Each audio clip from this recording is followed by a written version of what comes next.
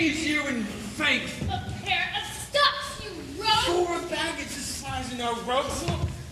In the chronicles, we came in with Richard Conqueror. And you will not pay for the glasses you burst. Not a denier, go by St. Taiming. Go to thy cold bed and warm thee. I know my remedy. I must fetch the head girl. Third, fourth, or fifth girl. All answer him by law. I'll not budge an inch, boy. Let him come in kindly. Hence when I charge thee, tender well my hounds. Breathe merriment, war curs embossed, and couple plug with the deep mouth rock. Saw'st thou not, madam, how silver made it good, hedge corner at the coldest fault? I would not lose that dog for 20 pounds. Why, Bellman is as good as he, my lady. He cries upon the mare's loss, and twice today picked up the dual scent. I trust him to be the better dog, my lady. Thou art a fool. If Echo were as fleet, I would esteem him with a dozen such. But sup them well and look unto them all. Tomorrow I return to hunt again. I will, my lady. What's here? One dead or drunk? See this breathe?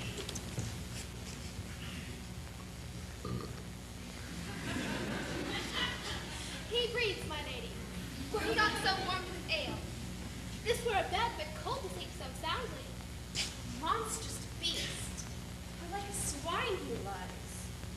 Grim death, how foul and loathsome is thy refuge. Soft.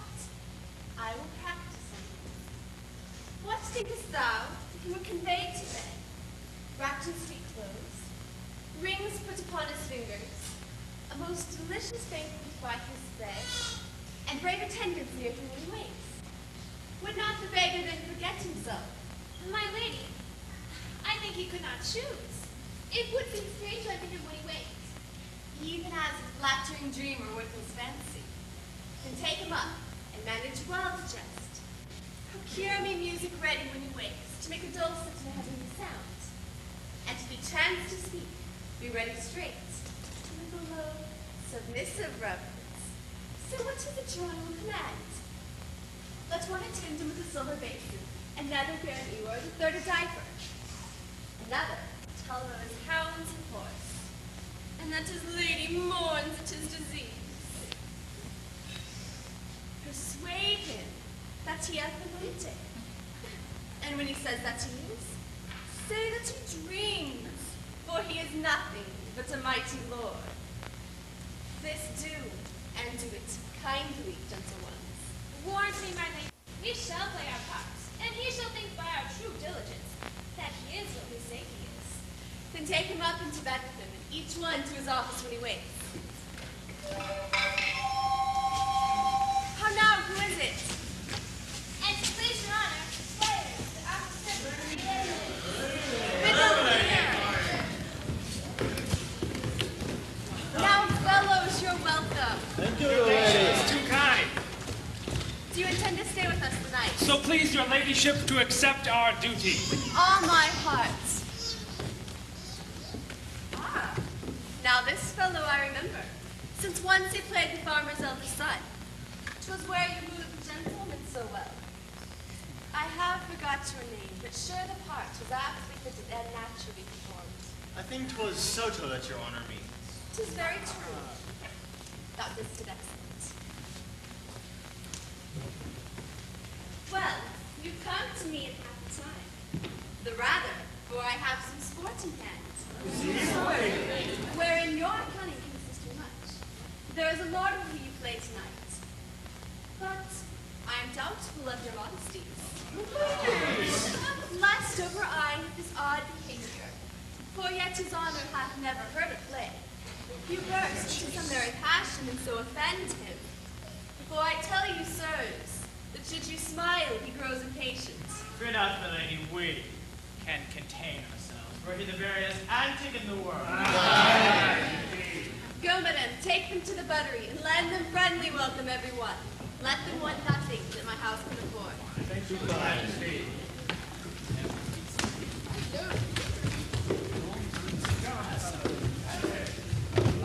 Madam, go you to Bartholomew my page, and see him dressed in all suits like a lady. That done, conduct him to the drunkard's chamber, and call him madam, do him obeisance.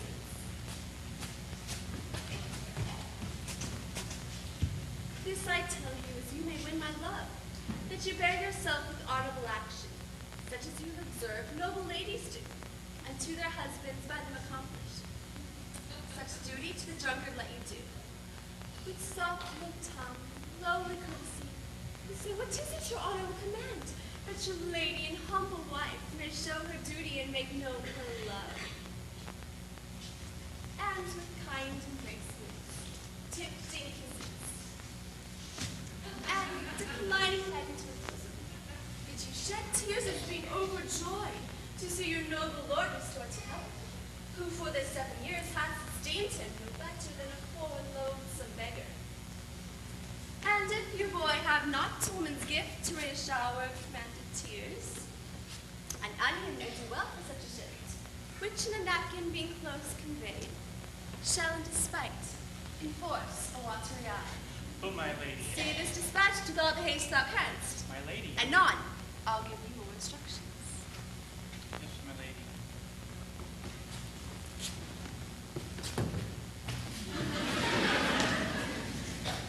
I know the boy will well assert the grace, boy's gait in action, the gentleman. How I long to hear him call the drunkard husband, and how my ladies will stay themselves with laughter as they do homage to this simple peasant.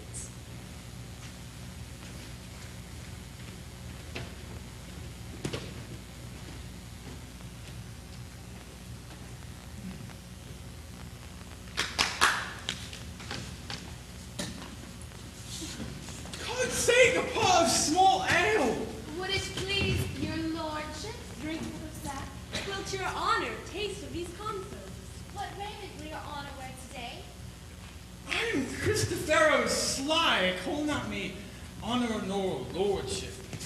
I ne'er drank a cup of sack in all my life. If you give me conserves of beef. Ne'er ask me what raiment I'll wear, for I have no more doublets and backs, no more stockings than legs, no more shoes than feet.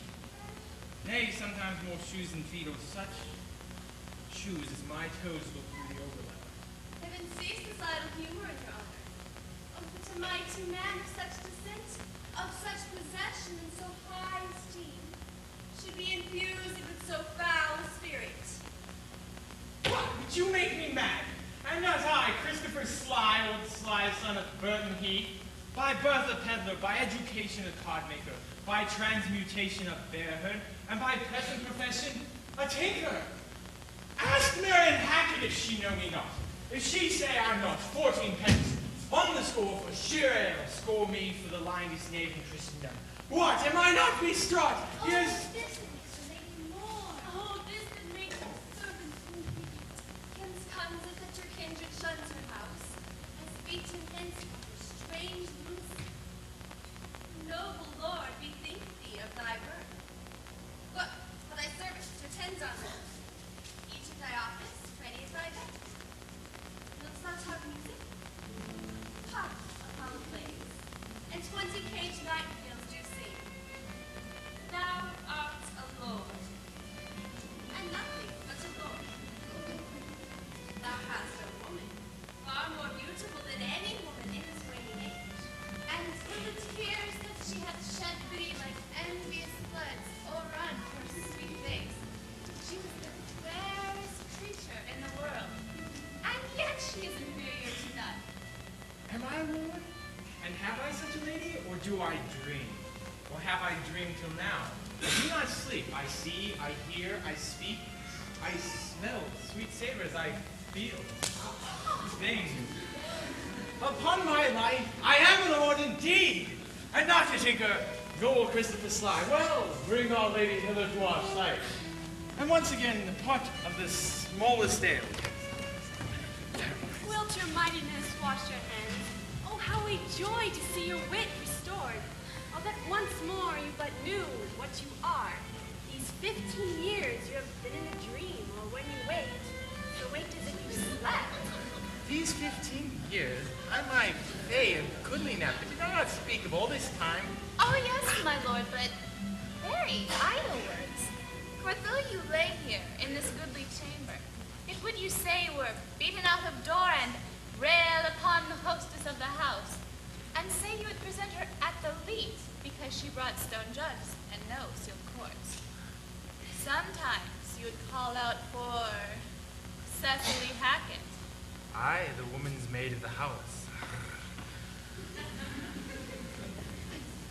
But you know no such house, nor no lady, and nor no such men as you reckoned up as Stephen Sly and old John Naps of Greece, and Peter Turf and Henry Pimpernel, and 20 more such men and names as these, which never were, nor no man ever saw. Now, Lord be thanked for my good amends. Amen. I thank thee, thou shalt not lose by it.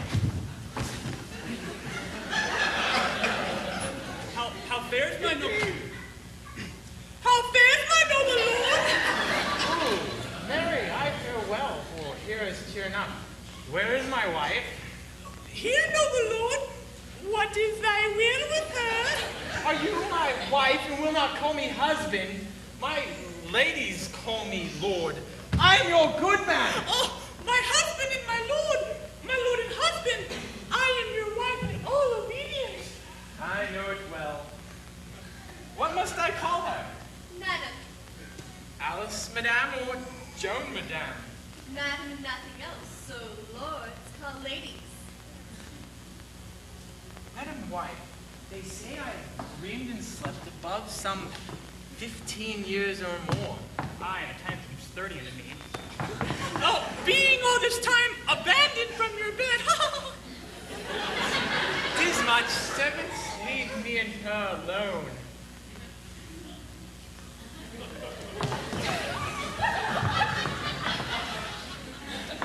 Madam wife, undress you and come now to bed. Thrice, noble lord, let me entreat of you to pardon me yet for a night or two, or if it not be so, at least till the sun be set. For your physicians had expressively charged in peril to incur your former malady, that I should yet absent me from your bed.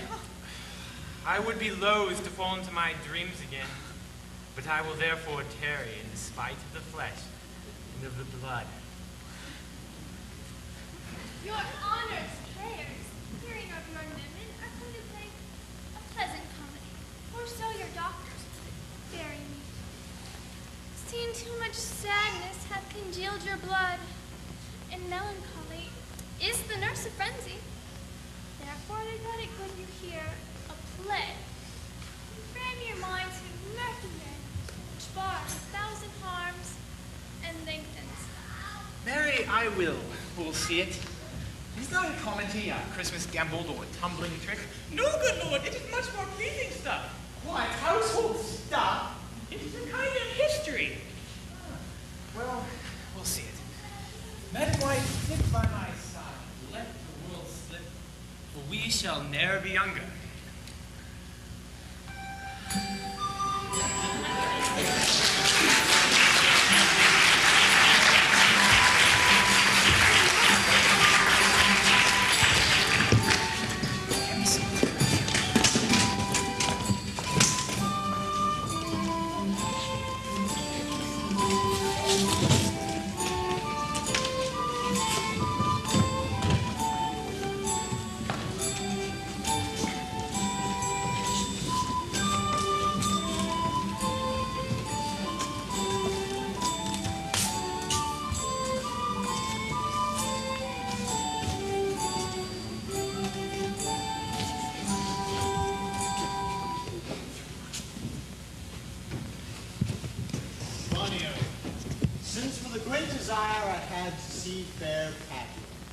Nursery of the arts. I am arrived from fruitful Lombardy, pleasant garden of great beauty, and by my father's love and leave am armed, with his goodwill, and thy good company, thy trusty servants well approved in all. Here let us breathe and happily institute a course of learning and ingenious studies. Pisa, renowned for brave citizens, gave me my being, and my father first, a merchant of great traffic throughout the world. Vincentio, come of the Ventibuli. Vincentio's son, brought up in Florence, It shall become to serve our hopes conceived, to deck his fortunes with his virtuous deeds. Therefore, Tanya, for the time I study, virtue and that part of philosophy will I apply that treats of happiness, by virtue specially to be achieved. Tell me thy mind, for I am Pisa left and am to Padua, come as one who leaves a shallow plash to plunge him in the deep, and with satiety seeks to quench his thirst.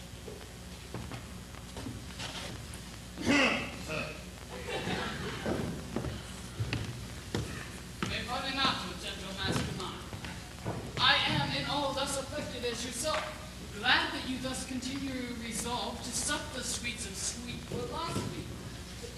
Master, while we admire this virtue, this moral discipline, let's be no storks nor stocks, I pray. No profit grows where is no pleasure ta'en. In brief, sir, study what you may most affect. Grammar, says Tronio. Well dost thou advise. Being dull thou wouldst come ashore, you could take a lodging, fit to entertain. Such friends as time in Padua should beget.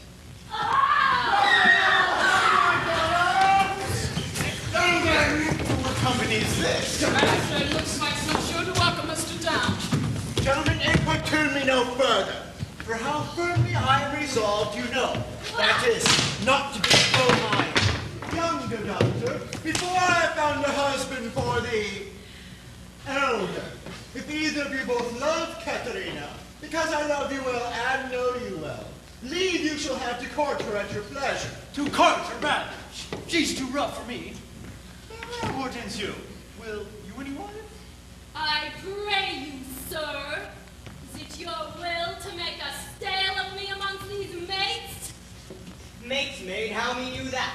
No mates for you unless you are gentler, milder mold. If mates, sir, you shall never need to fear. I wish it is not halfway to her heart. But if it were, doubt not her care would be to comb your noddle with a three-legged stool and paint your face and use you like a fool. From all the devil's good Lord deliver us. And me too, good Lord. Hush, pressure, here's some good pastime for us. Then that wench is stark mad, a wonderful proverb. But in the other silence I do see, it's mild behavior, so right. Be strong. Well said, master. Mum, gauge your fill. Gentlemen, that I may soon make good what I have said, Bianca, get you in. And let it not displease thee, good Bianca, for I will love thee nevertheless, my girl. Pretty Pete, it is best put finger in the eye. And she knew why. Sister, content you in my discontent? Sir, to your pleasure humbly I subscribe. My books and instruments shall be my company, and them to look and practice by myself. Artranio, thou mayest hear Minerva speak. Signor Baptista, you so strange? Sorry I am that our goodwill affects Bianca's grief. Why would you mule her up for this fiend in hell and make her by the penance of her tongue? Gentlemen, content ye. I am resolved. Bianca, go in. And for I know she taketh most delight in music, instruments, and poetry, schoolmasters will I keep within mine house, fit to instruct your youth. If you, Hortensio, or Signor Gernil, you know of any such, prepare them hither, for to cunning men I will be very kind, and liberal to mine own children in good bringing up. And so, farewell. Katharina, you may stay, for I have more to commune with Bianca within. Why didn't I trust I may go too, may I not? What? Shall I be appointed hours, as though belike I knew not what to take or what to leave? Ha! You may go to the devil's den. Your gifts are so good, there's none here will hold you. Their loves are not so great, Hortensio. Our cake is dough on both sides. Farewell. Yes, the love I bear my sweet Bianca. If I by any means light upon a fit man to teach her wherein she delights, I will wish him to her father. So will I. A word I pray. Though the nature of our quarrel has never yet driven apart, know now upon advice. that it toucheth us both, we may yet again have access to our fair mistress, and be happy rivals in Bianca's love. To labor and to effect one thing special. What's that, I pray? Marry, sir, get a husband for her sister. A husband? Bah! A devil! I say a husband. And I say a devil. Thinkest thou, Hortensio, though her father be very rich, man so very a fool to be married to hell? Hush, Romeo, though it pass your patience and mine to endure her loud alarms. Why, man, there be good fellows in this world who would take her with all faults, and money enough. I cannot tell. But if I had as a leaf to take her dowry, with this condition, to be whipped it high across every morning. Faith, as you say, there's small choice in rotten apples. But come, since this bar-in-law makes us friends, it shall so far forth be friendly, maintained till, by helping Baptista's eldest daughter to husband, we shall set his youngest free for husband. And then, have to it afresh. Sweet Bianca, happy a man be stole. He that runs the fastest gets the ring. How say you, Signor Gremio? I am agreed, and would have given him the best horse in Padua to begin his wooing. Thoroughly woo her, wed her, bed her, and rid the house of her. Come on, Hortensio. I pray, sir, is it possible that love of a sudden should take such a hold? Oh, Shrew, since I found it to be true, I never thought it possible nor like. But see, while idly I stood looking on, I found the effects of love and idleness. Oh, Tranio, I burn, I pine, I perish, Tranio. I achieve not that young modest girl. Counsel me, Tranio, for I know thou canst. Assist me, Tranio, for I know thou wilt. Master, 'tis no time to chide you now. If affection is not grated from the heart, if love have touched you, naught remains but so. Gramercy's lad, go forward, it is intense. The rest will comfort, for thy counsel sound. Master, you look so longingly on the maid, perhaps you marked not what is the pith of all. Oh, yes, I saw sweet beauty in her face, such as the daughter of Agenor had, that's made great Jove to humble him to her hand. With his knees he kissed the creepy strand. Saw you no more? Marked you not how our elder sister began to curse and scold and raise such a storm the mortal ears might hardly endure the din?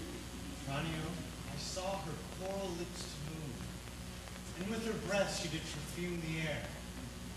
Sacred and sweet was all I saw. Nay, then 'tis time to stir him from this trance. I pray, awake, sir. If you love the maid, bend thoughts and wits to achieve her. For thus it stands. The elder sister is so cursed and shrewd that till her father be rid of her, your love must live a maid at home. Ah, Tranio, what a cruel father is he. But art thou not advised he took some care to get cunning schoolmasters for her? I merit. 'Tis plotted! Tranio, I have it. Master, for my hand, both our inventions meet and jump in one. Tell me thine first. Thou shalt be schoolmaster and undertake the teaching of the maid. That's your device. It is. May it be done? It's not possible. For who shall bear your part and be a Padua here, Vincentio's son? Keep house, fly book, visit his friends, welcome guests, and banquet them. Master, content thee, for I have it in full. We have not yet been seen in any house, nor can we be distinguished by our faces for man or master. Then it follows thus. Thou shalt be master, Tranio in my stead. Keep house and port and servants as I would. I will some other be, some Florentine or meaner man of Pisa. 'Tis hatched and shall be so. Tranio at once, uncase thee. Take my colored hat and cloak. When Biendello comes, he waits on you. But I will charm him first to keep his tongue. So had you need, for so your father charged us at your parting. Be serviceable to my son, quoth he. But he think 'twas in another sense. I am content to be Lucentio, for so well I love Lucentio. Tranio be so, because Lucentio loves. I become a slave to achieve that maid whose sudden sight enthralled my wounded eyes. Now, here's the robe. Shrew, where have you been?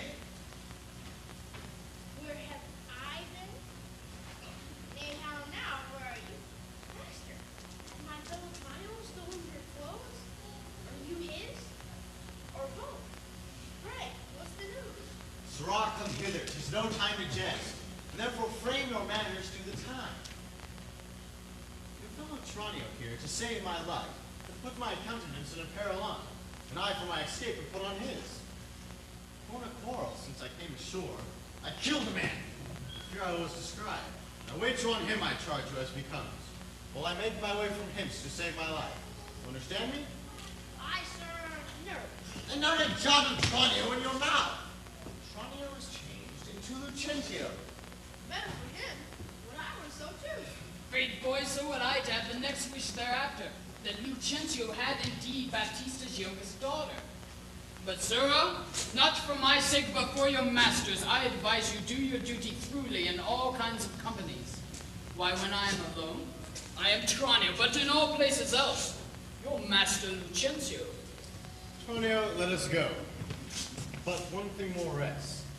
Let thyself execute, to make one among the wooers. And if thou ask me why, sufficeth my reasons are both good and weighty. Yes, master. Yes, my saint, and do I. Good matters, really. Comes there any more of it? Oh, my lord, 'tis but begun. 'Tis a very excellent piece of work. Would to were done.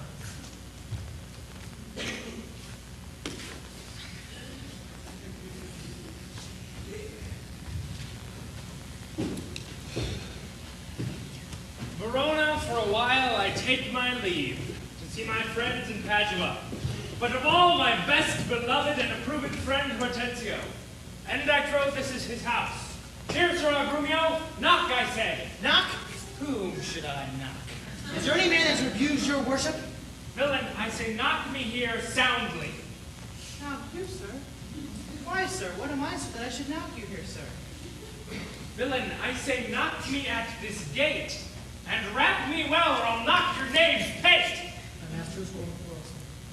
I should knock you first, and then I know who comes by the worst. Will it not be? In faith, sirrah, and you'll not ring it? I'll try how you can soul-fa and sing it. Ha, ha, ha. Master's help! My master's gone mad! Now knock when I bid you, sirrah, villain! How now, what's the matter? My old friend Bruno and my good friend Hortensio. Hortensio! How do you all throw? Hortensio, come you to part this fray? Rise, Bruno, rise, we'll compound this quarrel. Nay, 'tis no matter. This Navi of awful cause me leave his service. Look, he bid me to knock him and rap him well. Was it fit for a master to use his servant so being for I to see 2 and 30 and pipe out? Whom would to God I will knock the first, then had not Rubio come by the worst. A senseless villain. Good Hortensio, I bade the rascal knock upon your gate, and could not get him for my part to do it. Knock at the gate? But Oh, heavens, spake you not these words plain? Knock me here, rap me here, knock me well, and knock me soundly, and coming you now with knocking at the gate? sirrah, be gone, or talk not, I advise you.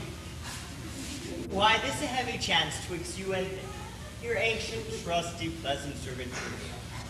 And now come, sweet friend, tell me, what happy gale blows you to Padua here from old Verona? Such wind as scatters young men through the world to seek their fortunes further than at home, where small experience grows. But in a few, Signor Hortensio, thus it stands with me. Antonio, my father, is deceased, and I have thrust myself into this maze, happily to wive and thrive as best I may. Crowns in my purse I have, and goods at home, and so am come abroad to see the world. Petruchio, shall I then come roundly to thee, and wish thee a shrewd, ill-favored wife? Thou didst thank me but little for my counsel. And yet, I'll promise thee she shall be rich, and very rich. But you are too much my friend, and I'll not wish thee to Signor Hortensio, twixt such friends as we, few words suffice. Therefore, if thou knowest one rich enough to be Petruchio's wife, as wealth is the burden of my wooing dance, Be she as cursed and shrewd as Socrates' Xantippe, or worse, she moves me not. I come to wive it wealthily in Padua. If wealthily, then happily in Padua. Aye. Nay, look you, sir, he tells you flatly what his mind is. Why, give him gold enough to marry him to a puppet, or an aglet baby, or an old trot with no tooth in her head. Nothing comes amiss, so money comes with all. Petruchio, since we are stepped thus far in, I will continue that I broached in jest. I can, Petruchio, help thee to wife, with wealth enough, and young and beauteous, brought up as best becomes a gentlewoman. Her only fault is, and that is false enough, is that she is intolerably cursed, and shrewd and froward, so beyond all measure, that were not my state far worser than it is, I would not marry her for a mine of gold. Hortensio, peace! Thou knowest not gold's effect. Tell me her father's name, and 'tis enough, for I will wed her, though she chide as loud as thunder when the clouds in autumn crack. Her father is Baptista Minola, an affable, courteous gentleman. She is Caterina Minola, renowned in Padua for her scolding tongue. I know her father, though I know not her, and she knew my deceased father well. I will not sleep, Hortensio, until I see her, and therefore let me be this bold with you, to give you over at this our first encounter, unless you will accompany me thither. Hey, look you, sir, let him go while the humor lasts. Oh my goodness, oh my word, she knew as well as I do, she'd think that scolding would do little good upon him. She may perhaps call him a half-score names or so, but that's nothing. When he begin at once, he'll rail his rope tricks. You know him not, sir. Tarry, Petruchio, for I must go with thee. For in Baptista's keep my treasure is. His youngest daughter, beautiful Bianca. And from her withholds me another more, suitors to her and rivals in my love. Supposing it is a thing impossible, for the defects which I have before rehearsed, that ever Katharina will be ruled. Therefore this order hath Baptista ta'en, that none shall have access unto Bianca, till Catherine the Cursed hath got a husband. Oh, Catherine the Cursed. Title format of all titles the worst. And now, my friend Petruchio, do me grace, and offer me disguise and sober robes to old Baptista as a schoolmaster, to have leave and leisure to make love to her, and unsuspected court her by herself. There's no knavery in that. See, to beguile the old folks, the young folks lay their heads together. Masters, masters, look about you. Who goes there? Through me all peace. 'Tis the rival of my love. Petruchio, stand by a while.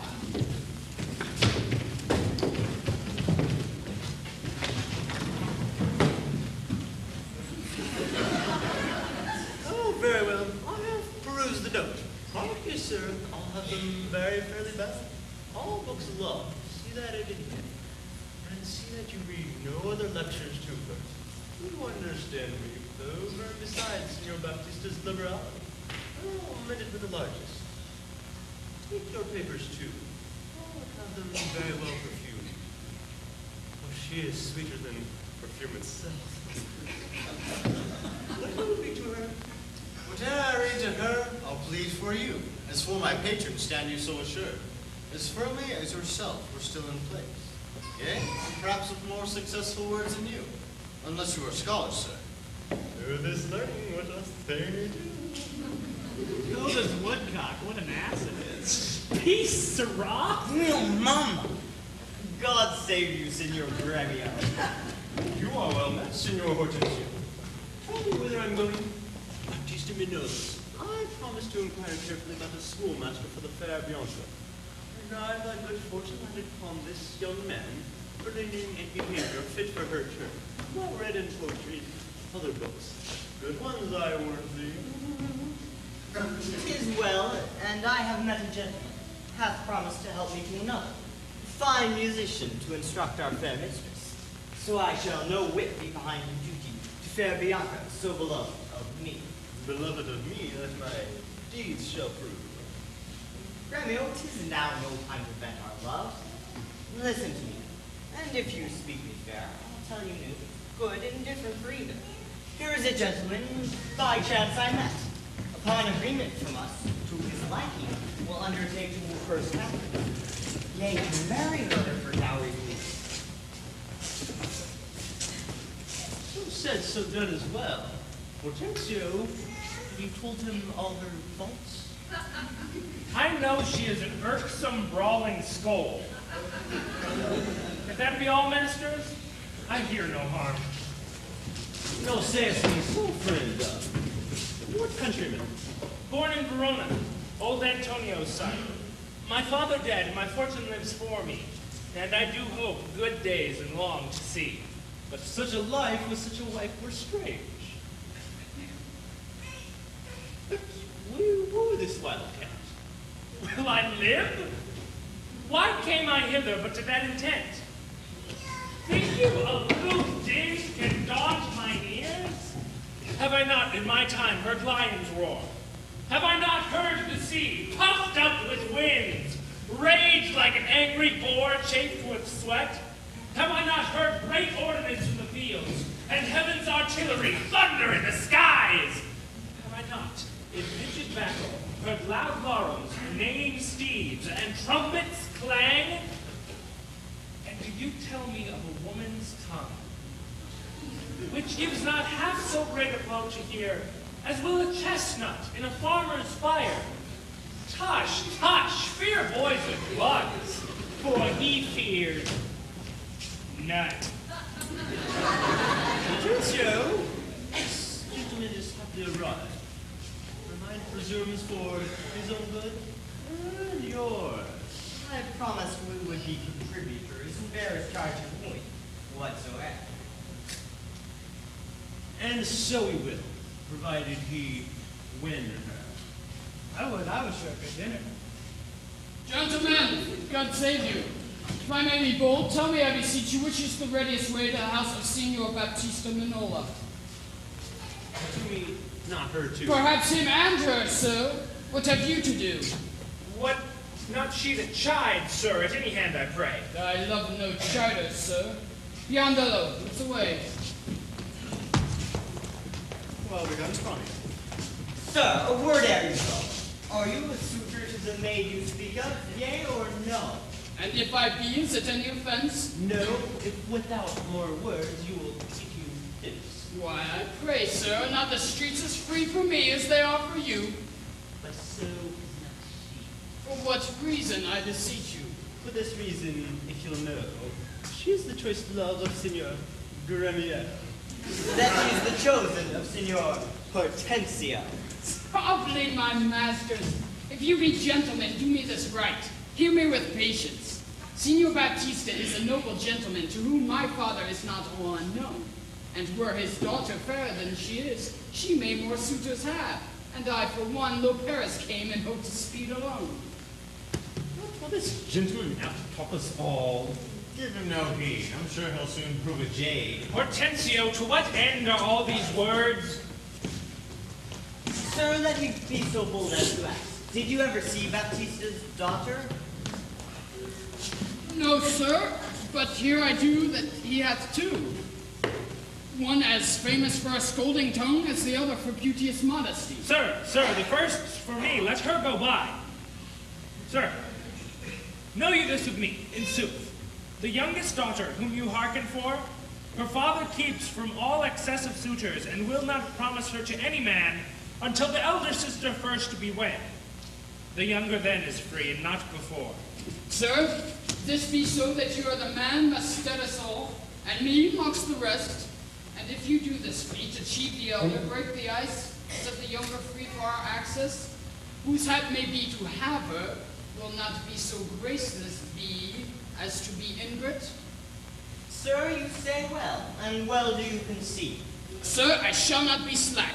In sign whereof, please you we may contrive this afternoon, and quaff carouses to our mistress's health, and to his adversaries do in law.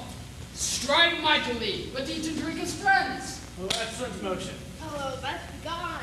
So we have it. Motion good indeed. I shall be your benevolent. Thank you, Hortensio.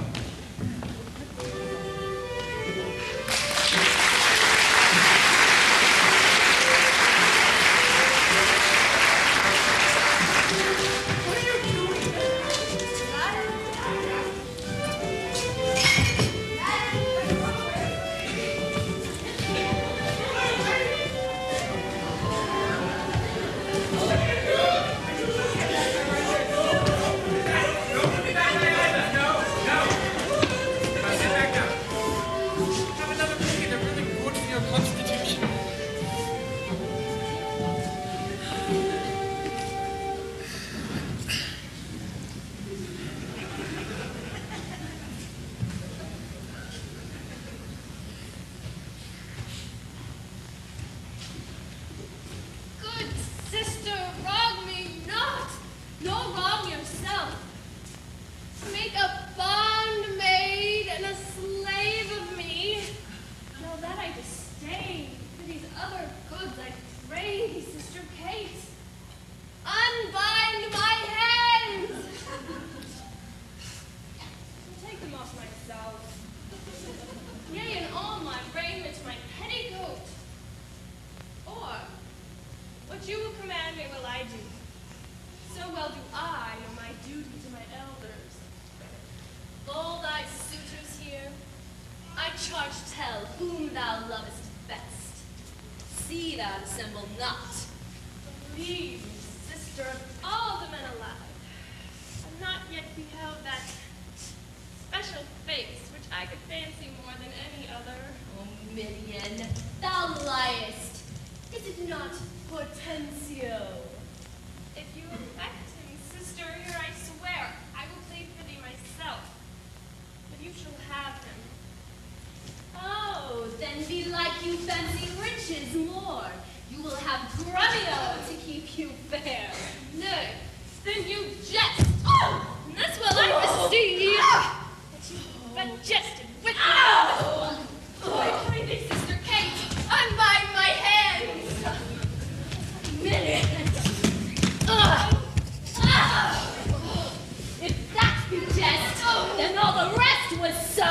How now, Dame? Whence grows this insolence?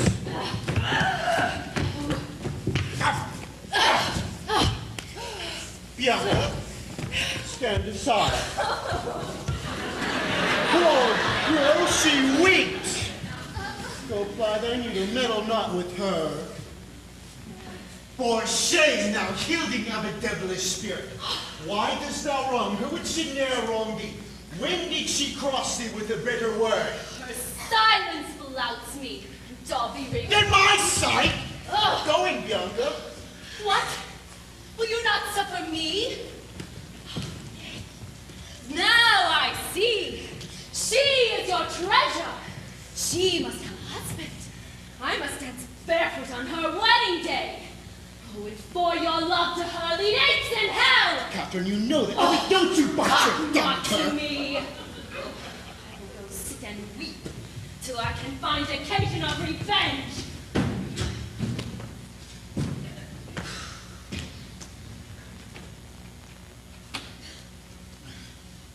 Was ever such a gentleman thus grieved as I? But who comes here? Good morrow, neighbor Baptist. Good morning, Romeo. God save you, gentlemen. And you, good sir. Pray, have you not a daughter called Katerina, fair and virtuous? I have a daughter, sir, called Katerina. Go to it orderly. You wrong me, Signor Gremio. Give me leave. I am a gentleman of Verona, sir, that hearing of her beauty and her wit, her affability and bashful modesty, her wondrous qualities and mild behavior, am bold to show myself a forward guest within your house, to make mine eye the witness of that report which so oft I have heard. And for an entrance to my entertainment, I do present you with this man of mine, cunning in music and the mathematics, to fully instruct her in those sciences, whereof I know she is not ignorant. His name is Ligio, born in Mantua. Accept of him, or else you do me wrong. You are welcome, sir, and he for your good sake. But as for my daughter, she is not for your turn. The more my grief. I see you do not mean to part with her, or else you like not of my company? Mistake me not, I speak as but I find. But whence are you, sir? What may I call your name? Petruchio is my name. Antonio's son, a man well known throughout all Italy. I know him well. You are welcome for his sake. Saving your tale, Petruchio, I pray, let us let our poor petitioners speak too. The car, our marvelous forward. Pardon me, Signor Gremio, I would fain be doing. I doubt it not, but you will kiss your wound. Neighbors, this is is a gift very grateful. I'm sure of it. To express the like kindness, myself would have been more kindly beholding of you than any between to this young man. Long has studied at rings, has come in Greek and Latin and other languages as the other in music and mathematics. His name is Cambio. May it accept his service. 1,000 thanks, Signor Gremio. Welcome, good Cambio. But you, gentle sir, methinks you walk like a stranger. May I be so bold as to know the cause of your coming?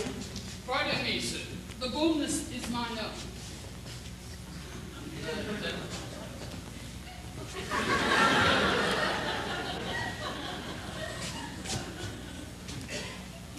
That being a stranger in this city here, I've made myself a suitor unto your daughter, unto Bianca, fair and virtuous. Nor is yet your firm resolve yet unknown to me in the preferment of the eldest sister. This liberty is all that I ask, that upon knowledge of my parentage, I may have free welcome amongst the rest, and free favor and access amongst the rest who woo. Towards the education of your daughters, I here bestow this simple instrument and this book of Greek and Latin. If you accept them, sir, then their worth is great. Lucentio is your name. Of whence, I pray? Of Pisa, sir, son to Vincentio. A mighty man of Pisa. By report I know him. You are very welcome, sir. You take this lute, and you this book. You shall go to see your pupils presently. Hola, within! Lady, take these two gentlemen to my daughters, and tell them both these are their tutors. Bid them use them well. Yes, Lord. We shall go walk a little in the orchard, and then to dinner. You are all passing welcome, and I pray you all to think yourselves. Signor Baptista. Yes. My business asketh haste, and every day I cannot come to woo. You knew my father well, and in him me, left solely heir to all his lands and goods, which I have bettered rather than decreased. Then tell me, father, if I get your daughter's love, what dowry shall I have with her to wife? Upon my death, the one half my lands, and in possession 20,000 crowns. And for that dowry, I'll assure her of her widowhood, be it that she survive me, in all my lands and leases whatsoever. Let specialties be therefore drawn between us, that covenants may be kept on either hand. Ah, when that special thing is attained, that is her love, for that is all in all. Why, that is nothing. For I tell you, father, I am as peremptory as she is proud-minded. And where the two raging fires meet, they do consume the thing that feeds their fury. The little fire grows great with little wind, yet extreme gusts blow out fire and all. So I to her, and so she yields to me. For I am rough, and woo not like a babe.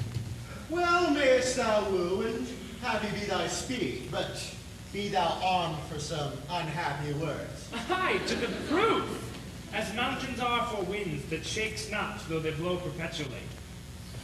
Lady, when will the fool come again? He'll come again, my lord. My lady, give us some more drink here. Sounds, where's Tapster? Lady, eat some of these things. So I do, my lord. Here, my lady, I drink to thee. My lord, look, there comes the players again. Oh, brave, here's too fine. How now, friend? Why dost thou look so pale? For fear, I promise you, if I be pale. What, will my daughter prove to be a good musician? The sooner prove a soldier, iron ring holder, but never lute. Why then canst thou not break her to the lute? Why no? She hath broke the lute to me. I did but tell her she mistook her frets, and bowed her hand to teach her finger, when with the most impatient and devilish spirit. Frets you call these, quoth she? I'll fume with them. That very word she hit me on the head, and threw the instrument I paid midway. And I struck stood there amazed for a while, as on pillory, looking through the lute, while she did call me rascal, fiddler, and wigging jack, and 20 such vile terms as had she studied to misuse me so. Now, by the world, it is a lusty wench! I love her 10 times more than e'er I did. Oh, how I long to have some chat with her. Well, go with me and be not so discomforted. Proceed and practice with my younger daughter. She is apt to learn and thankful for good turns. Senor Petruchio, will you go with us, or shall I send my daughter Kate to you? I pray you do. I'll attend her here.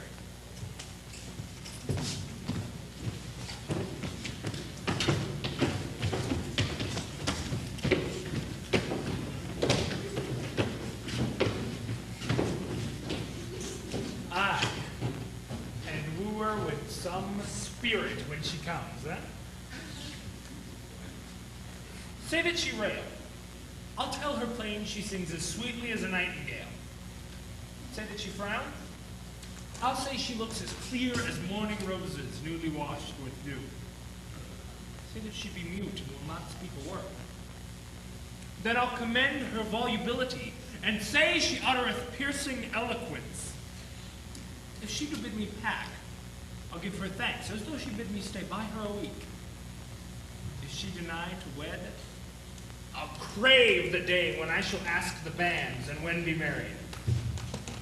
Oh, but here she comes. And now Petruchio, speak. Good morrow, Kate. For that's your name, I hear. Well, have you heard, for something hard of hearing, they call me Catherine, that you talk of me. You lie, in faith.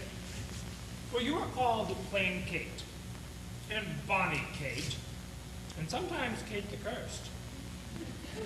But Kate, the prettiest Kate in Christendom, Kate of Kate Hall, my super dainty Kate, for dainties are all Kates, and therefore, Kate. Take this of me, Kate of my consolation. Hearing thy mildness praised in every town, thy virtues sounded and thy beauty spoken of, though not so deeply as to thee belongs. Myself am moved to woo thee for my wife. Moved. In good time. Let him that moved you hither remove you hence. I knew at the first you were immovable. Why, what's a movable? A joined stool. That's it. Come. Sit on me. Asses are made to bear, and so are you. Ah! Women are made to bear, and so are you. Oh, no such jade as you, if me you mean. Alas, good Kate, I will not burden thee, for knowing thee to be but young and light. Oh, light for such a swain as you to catch. It as heavy as my weight should be. Should be? Ah! Oh, come, come, you wasp. In faith, you are too angry. Oh, if I be waspish, best beware my sting. My remedy, then, is to pluck it out. Ah, the fool could find what lies. Who knows not where a wasp doth wear his sting? In his tail. In his tongue! Whose tongue? Yours if you talk of tales, and so farewell. Nay, come again, good Kate. I'm a gentleman. That I'll try.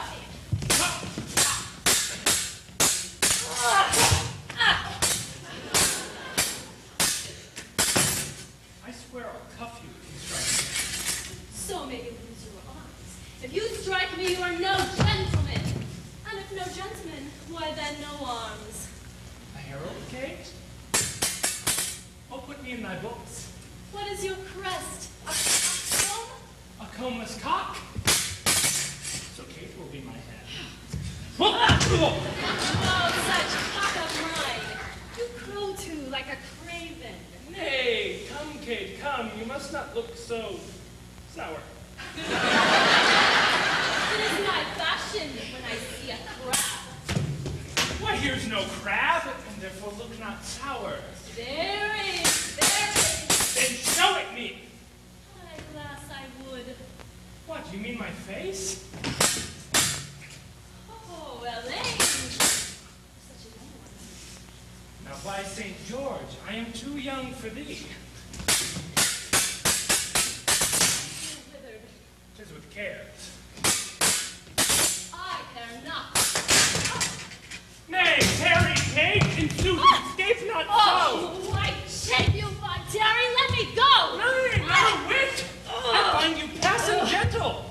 'Twas told me you were rough and coy and sullen, and now I find report a very liar. For thou art pleasant, gamesome,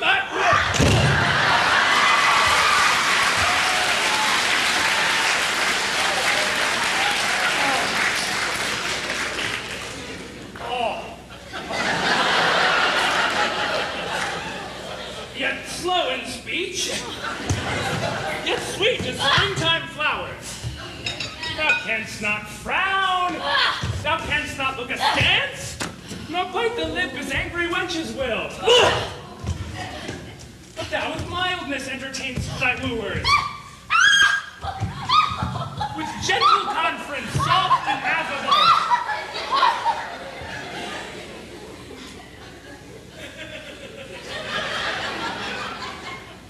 Why does the world report that Kate doth limp?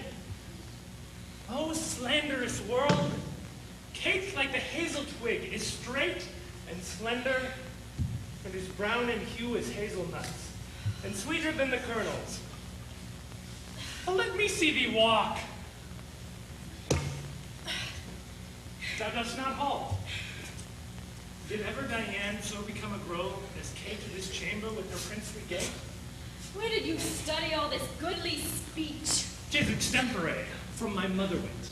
Ah, witty mother, witless sells her son. Am I not wise? Yes, keep you warm. So I mean, sweet Catherine, in thy bed.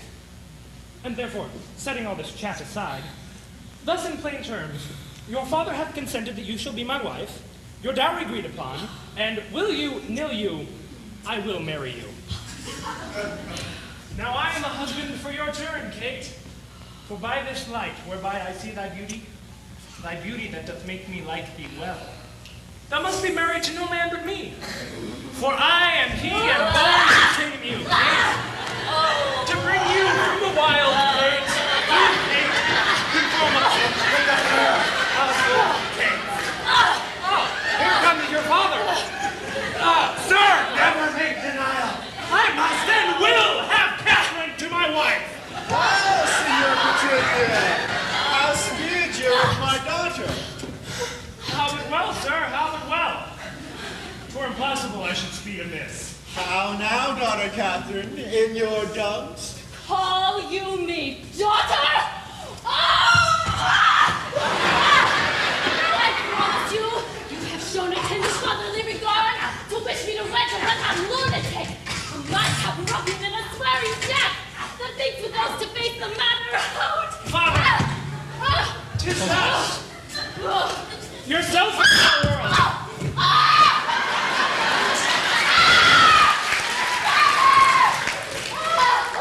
Yourself and all the world have talked amiss of her. She's not cursed, unless it be for policy. She's not froward, but modest as the dove. She's not hot, but tempered as the morn. And to conclude, we have agreed so well together that upon Sunday is the wedding day.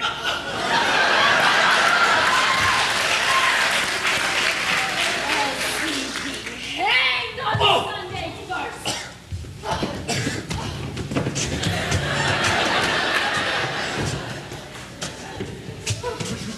She says she'll see thee hanged on Sunday first. Be patient, gentlemen. I choose her for myself. I tell you, 'tis incredible to believe how much she loves me. Oh, the kindest Kate! She hung about my neck. And kiss upon kiss glide so fast, protesting oath on oath, that in a twink she won me to her love. Oh, give me thy hand, Kate! I am willing to Venice to buy apparel against the wedding day. Provide the feast, father, and bid the guests. I will be sure my Catherine shall be fine. I know not what to say, but give me your hand. God give you joy, Petruchio. 'Tis a match! Ah!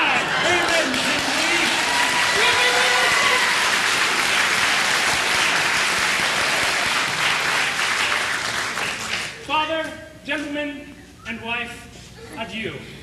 I will unto Venice. Sunday comes apace. We will have rings and things and fine array. And kiss me, Kate, we will be married on Sunday.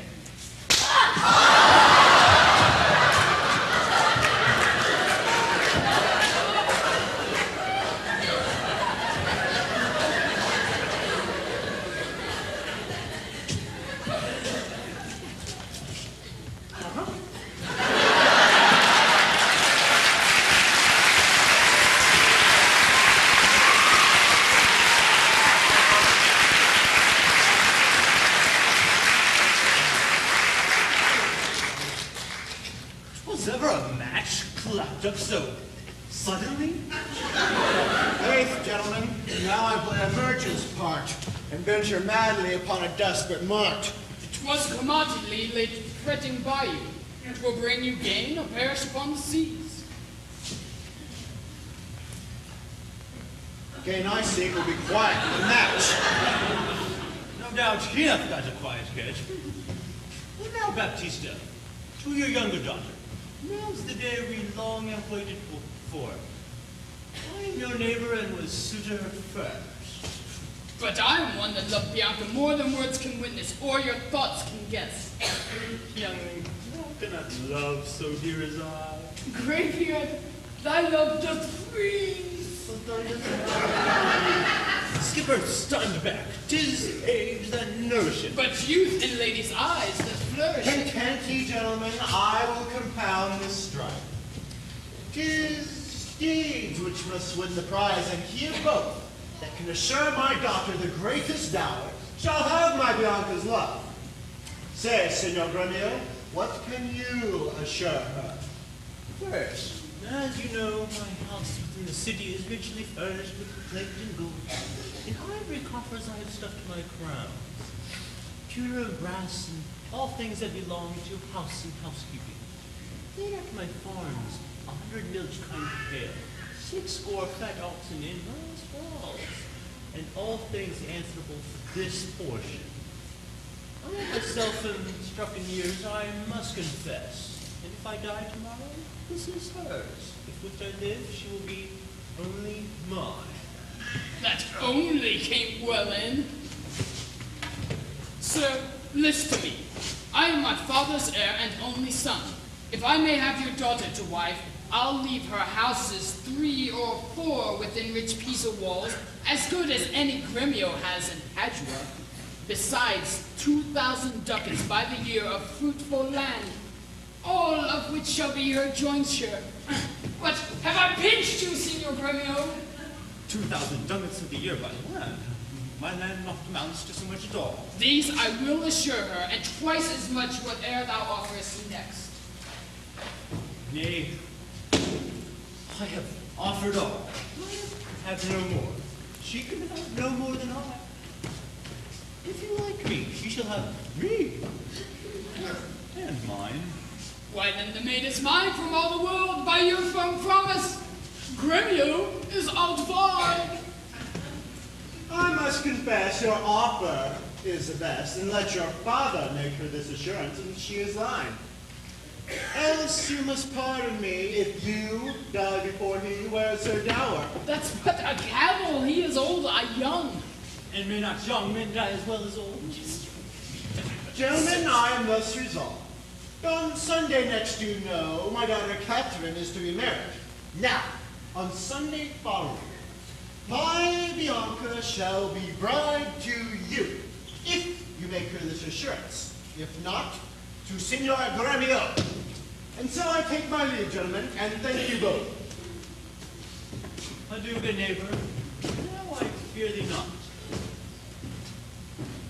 Sirrah, young James, your father were a fool to give you all in his waning age and set foot under your table. What? A toy? And all the time, Fox is not so kind, my boy. A vengeance on your crafty withered hide! Though I have faced it with a card of 10. It is in my mind to do my master good. I see no reason but a supposed Lucentio must get a father, called supposed Lucentio. That's a wonder. Children do commonly are gotten by their fathers.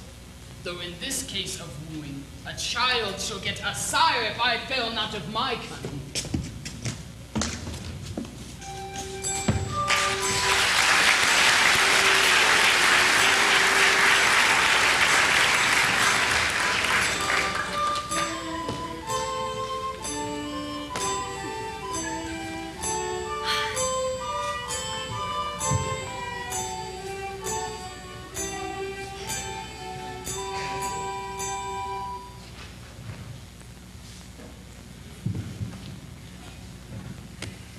Fiddler, forbear. You grow too forward, sir. Have you so soon forgot the entertainment your sister Catherine welcomed you withal? But reigning pennant, this is the patroness of heavenly harmony. Then give me leave to have prerogative. And when in music we expect now, your lecture will have leisure for as much. Preposterous ass that's never read so far to know why music was ordained? Was it not to refresh the mind of man after his studies or usual pain? Straw, I'll not bear these braves of thine. Gentlemen, do me double wrong to strive for that which resteth in my choice. I am no breaching scholar in the schools, and I will not be tied to hours nor appointed times, but learn my lessons as I please myself. And now to cut off all strife, here sit we down.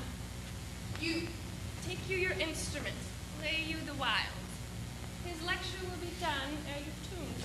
You'll leave his lecture when I am in tune. That will be never. Tune your instrument. Where left we last? Here, madame. Ich ibat smois. Ich est sagir delus. Ich steterat friami. Regia kelsa senis. Constant. Ich ibat, as I told you before, smois. I am Lucentio. Ich est, son of Vincentio of Pisa. Sagir delus, disguised thus to win your love. Ich steterat, and that's Lucentio that comes a-wooing. Friami, it's my man Tranio. Regia, bearing my port. Kelsa senis, that we might beguile the old dependent. Madam, my instrument's in tune. Let us hear. Hi, trumpet jars. Spin in the hole, man. Tune again. Now, let me see if I can. If you got some more. I know you got it. If es dear salus, I trust you not. Etc. Priami, take heed. Hear us not. Vigia, presume not.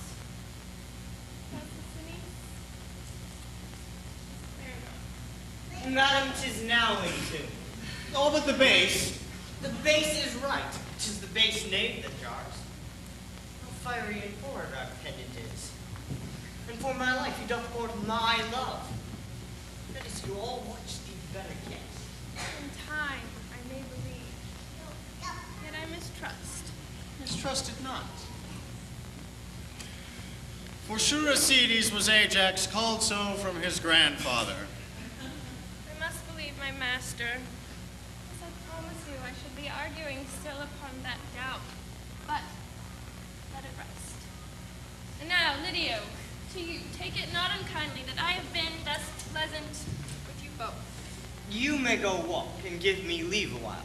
My lesson makes no music in 3 parts. Oh, you're so formal, sir. Well, I must wait. Watch withal. But I be deceived, our fine musician groweth amorous. Madam, before you touch the instrument, to learn the order of my fingers, I must begin with the rudiments of art, to teach you a gamut, in briefer sort, more pleasant, if easy and effectual, than hath been taught by any of my trade. There it is in writing, fairly drawn. For I had passed my gamut long ago. Yet read the gamut of Hortensio. Gamut. I am the ground of all the core. A. Ray. To plead Hortensio's passion. B. Me. Bianca, take him for thy lord. C. Faut. That loves with all affection. D. Soul Ray. One cleft to note have I. E. Lami. Take pity or I die. Call you this gamut? Tut, I like it not. Old fashions please me best, and I am not so nice to go changing true rules for odd inventions. Mistress, your brother prays you leave your book and tend your sister's chamber, for tomorrow is the wedding day. Farewell, sweet masters both. I must be gone. Faith, mistress, then I have no cause to stay.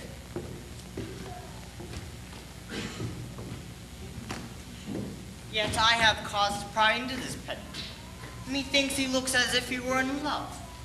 Yet if thy thoughts, Bianca, be so humble, to cast thy wandering eyes on every stale, seize thee that list, and if once I find thee ranging, Hortensio will quit thee by changing.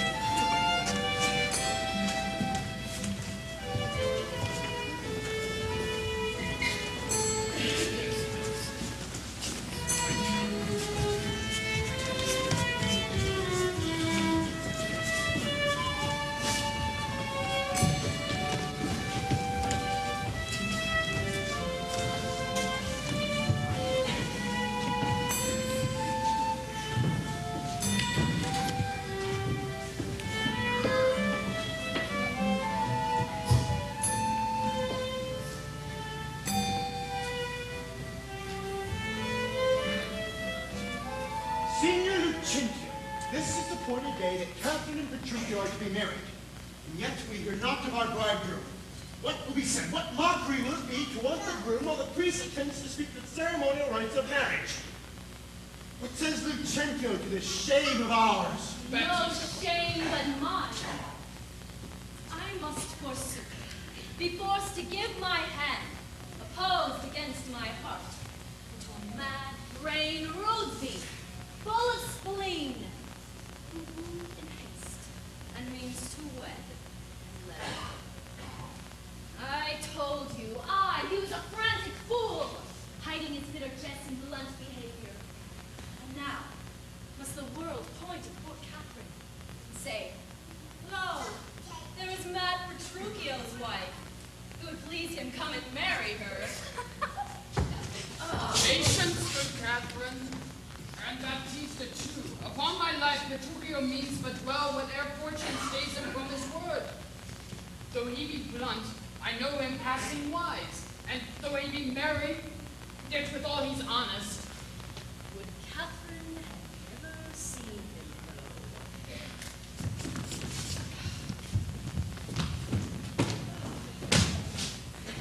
Go, girl, I cannot blame thee now to weep, for such an injury would vex a very saint. Much more Shrew of thy impatient humor. Master, news, such news as you've never heard. Is it old and new? How can this be? Is it not new here, Petruchio? Is he come? Why, What then? no. When will he be here? When he stands where I am and sees you there. Say what to thine own news. Petruchio's coming, in a new hat and a new jerkin. A pair of breeches twice turned. Her boots have been canocated, one buckled the other leg. An old rusty sword ta'en out of town armor, with a broken hilt and sheathing. His horsehair and stirrups of no hidden. Besides his woman's crupper of lore, she has 2 letters in her name clearly set down in spells. comes with him? Why, sir, his lackey, for all the world compares him like the book, with the linen sack on one leg, and the goofy bullhose on the other. Garter, with the red and blue lips, and the hero of fully fancy, pricked in a forehead. Monster, a very monster in apparel, not like a Christian footboy or a gentleman's lackey. It is some odd humor that pricks him to this fashion. Yet oftentimes he goes but mean apparel. I'm just glad he's come. Howsoever he comes. Why, sir, he comes not. Aha! Didst thou not say he comes? That Petruchio comes? Aye, that Petruchio comes! No, sir, said his horse comes, with him on his back. Well, that's all in line. Where be these knaves? Push it home! Ah! You are welcome, sir. And yet I come not well? And yet you halt not. Not so well apparelled as I wish you were. Were it not better that I should rush in thus? But where is Kate? Where is my lovely bride? How does my father? Gentles, methinks you frown. And wherefore gaze this goodly company, as if they saw some wondrous monument, some comet, or unusual prodigy? Sir, you know this is your wedding day. Aye. First we were sad, fearing you would not come. And now saddened that you come so unprovided. By doth this habit, shame to your estate, an eyesore to our solemn festival. And tell us what occasion of import has so long detained you from your wife, and sent you hither so unlike yourself. Tedious it were to tell, and harsh to hear. Suffice it, I am come to keep my word. But where is Kate? I stay too long from her. The morning wears. 'Tis time we were at church.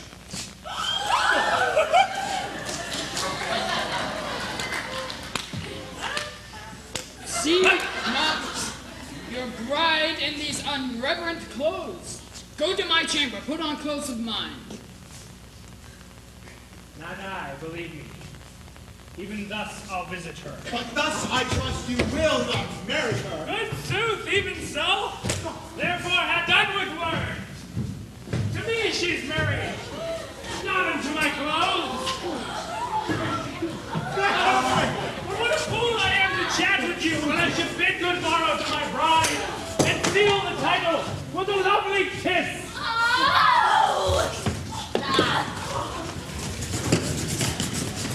It is some mad occasion that brings him to such attire.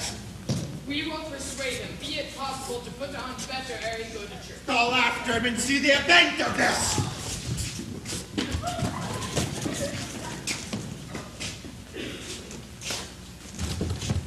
But sir, to love concerneth us to add her father's liking, which to bring to pass as before imparted to your worship, I am to get a man, whate'er he be, it skills not much, will fit him to our turn, and he will seem glad to be Vincentio of Pisa, and give greater sums than I have promised here in Padua.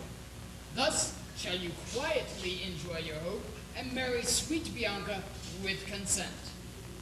Were it not, my fellow schoolmaster, to watch Bianca's steps so narrowly? What good methinks to steal our marriage? When it is performed, let all the world say no. I'll keep mine own despite of all the world. That by degrees we mean to look into, and watch our vantage in the business. We'll overreach the graybeard Gremio, the narrow prying Father Minola, amorous Licio, the quaint musician, all for my master's sake, Lucentio. Signor Gremio, came you from church? Aye, as willingly as ever I came from school. And is the bride and bridegroom coming home? Bridegroom, say you? 'Tis a groom indeed. The girl so fine. Cursed her then she, but 'tis impossible. She's a devil, a devil, a very fiend. She's a devil, the devil's damned. Tut, she's a dove, a man, a fool to him. I'll tell you, Sir Lucentio, when the priest should ask if Catherine should be his wife, "Fie, by God's womb," quoth he, and swore so loud that all amazed the priest to let fall the book. As he stooped again to take it up, the mad bridegroom took him such a cuff that down shall priest invoke, and woke and priest. Now take them up, quoth he, bring your list. What said the wench when he rose again? He trembled and shook for a while. He stamped and swore so, as if the vicar interposed him. After many ceremonies done, he calls for wine. The hells, quoth he, as if he had been aboard carousing to his mate. This done, he took the bride about the neck, and kissed her lips with such a clamorous smack. And departed all from the church.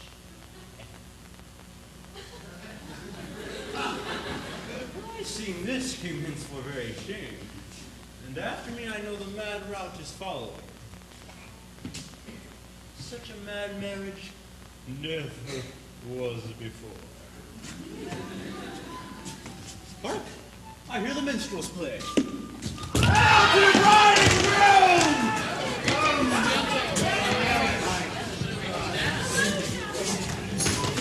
Sir, wilt thou dance?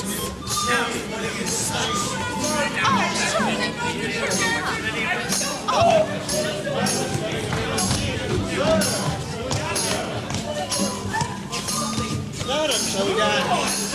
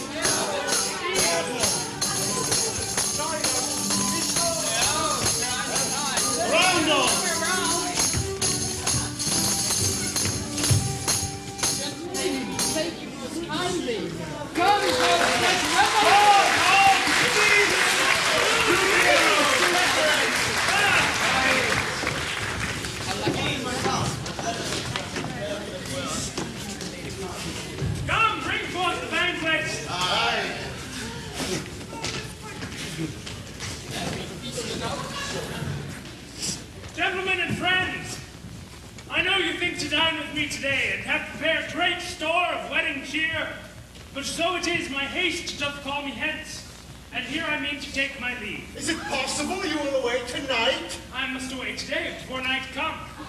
And honest company, I thank you all that have beheld me give away myself to this most patient, sweet, and virtuous wife. Dine with my father, drink a health to me, for I must away, and farewell to you all. Let us entreat you stay till after dinner. It may not be. Let me entreat you. It cannot be. Let me entreat you. I am content. Are you content to stay? I am content that you shall entreat me stay, and yet not stay. Entreat me how you can. Now, if you love me, stay. Romeo, my horse! I shall be ready. Nay, do what thou canst. I will not go today. No, nor tomorrow. Not till I please myself. The door is open, sir. There lies your way. You may be jogging while your boots are green. For me, will not be gone till I please myself. Oh, Content thee, prithee be not angry. I will be angry. What hast thou to do? Catherine, you are Fuller, welcome. be quiet. You shall stay my leisure. All right. Nice. Now let's begin the word. Gentles all, forward to the bridal dinner. I see a woman may be made a fool. She had not spirit to resist. They shall go forward, Kate, at thy command. Obey the bride, you that attend her. Go to the feast, revel, and domineer. But for my bonny Kate, she must with me. Nay, look not big, nor stamp, nor stare, nor fret. I will be master of what is mine own. And she is my goods, my chattels, my house, my household stuff, my field, my barn, my horse, my ox, my ass, my anything. And here she stands. Touch her, whoever dare. I'll bring mine action on the proudest he that stomps my way in Padua. Romeo! Draw thy weapon! We are beset with thieves! Rescue thy mistress if thou be a man! Fear not, sweet wench. They shall not touch thee, Kate. I'll buckler thee against a million! Ah!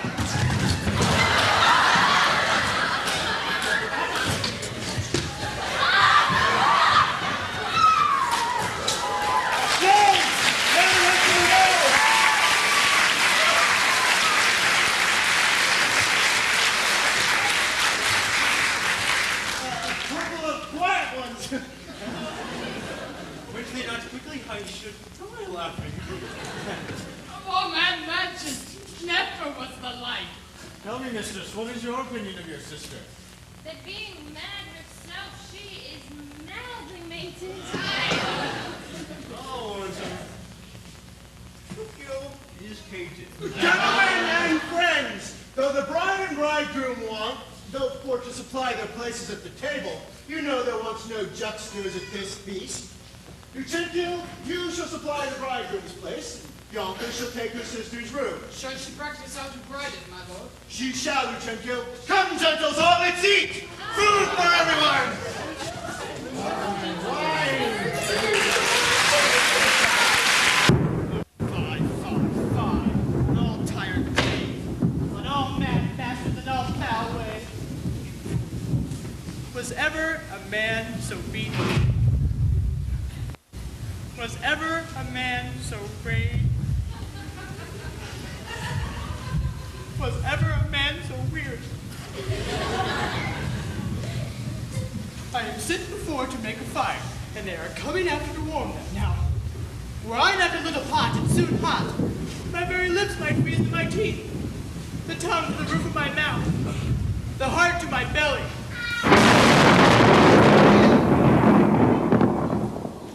A piece of ice. If thou doubtest, I may slide from my shoulder to my heel with no greater run than my head and neck.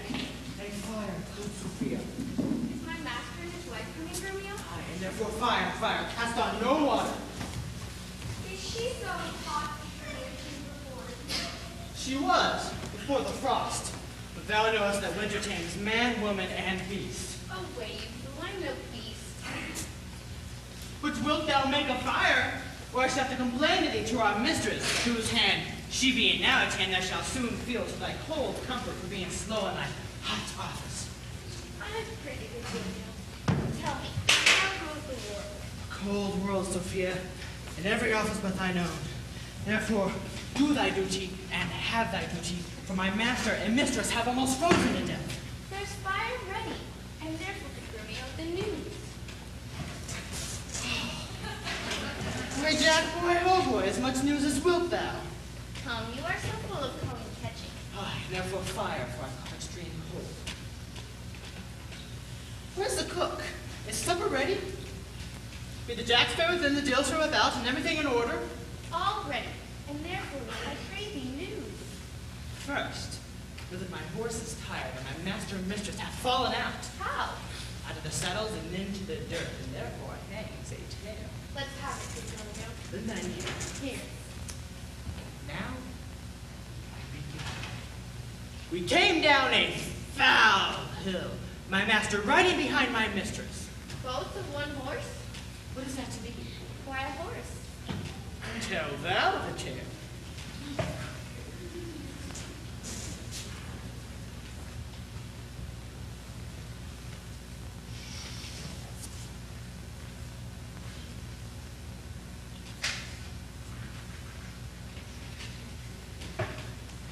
Thou shouldst have heard how her horse fell, and she under her horse.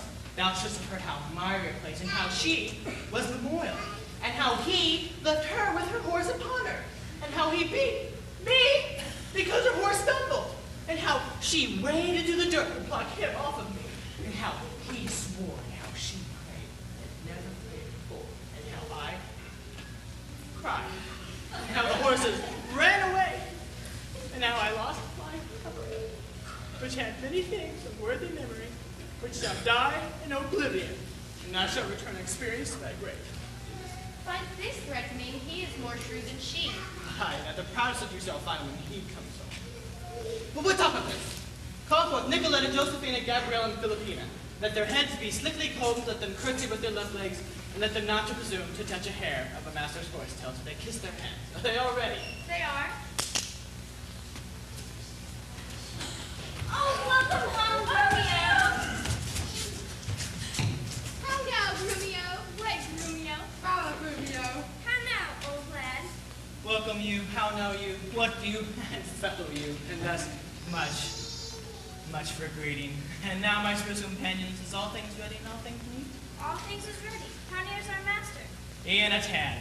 A foul horse! Fox passion, silence! I fear my master. Where be these knaves?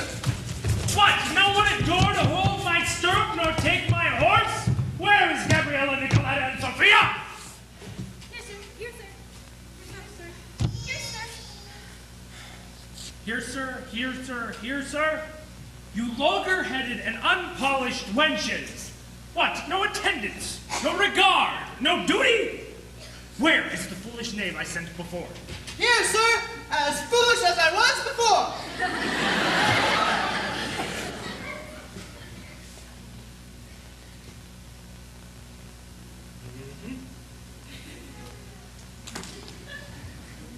You peasant swain, you horse-son, malt horse, drudge! Did I not bid thee meet me in the park and bring along these saucy tarts with thee? Well, Gabriella's coat was not fully made, and Sophia's pumps were all unpinked in the heel, and there was no liquid color to let us hat and the rest of it. All this beggarly, yet as they are, they come here to meet you. Go, rascals, go and fetch my supper in! Sit down, sweet Kate, and welcome. Why, when I say! Off with my boots, you rogue, you villain, when? It was the friar of orders gray, as forth he walked. Ow! Out, you rogue! You plucked my foot awry! Mend the plucking of the other. Some water here. What ho? Come, Kate, wash and welcome heartily. Oh. You whoreson villain, will you let it fall? Patience, I pray you. 'Twas a fault unwilling. A whoreson, beetle-headed, flap-eared knave! Sit down, sweet Kate. I know you have a stomach. Will you give thanks, sweet Kate, or else shall I?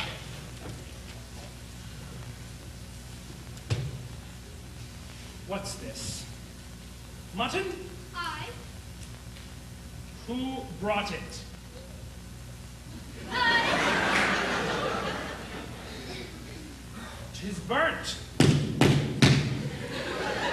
And so is all the meat!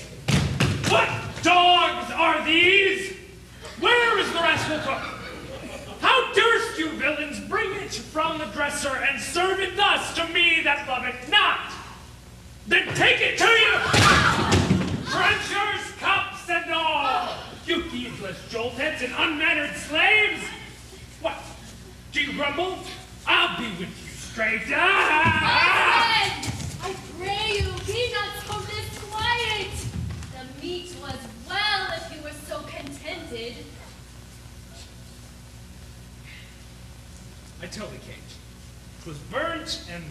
away, and I am expressly forbidden to touch it, for it engenders choler, planteth anger, and better 'twere that we both did fast.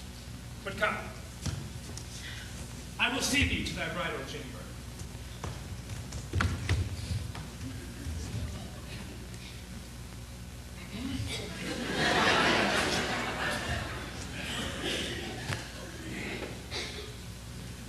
Josephina, did you ever see the like? He kills her in her own humor. Where is he? In her chamber, making a sermon of palpity to her, and rants and swears and rails that she, poor soul, knows not which way to stand, to look, to speak, and sits as one new risen from a dream.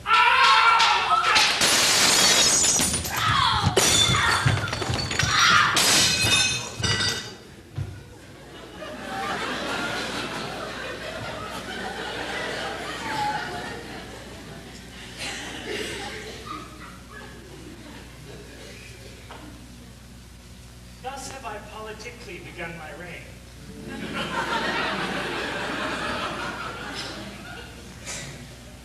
And 'tis my hope to end successfully. My falcon now is sharp and passing empty. Until she stoop, she must not be full gorged, for then she never looks upon her lure.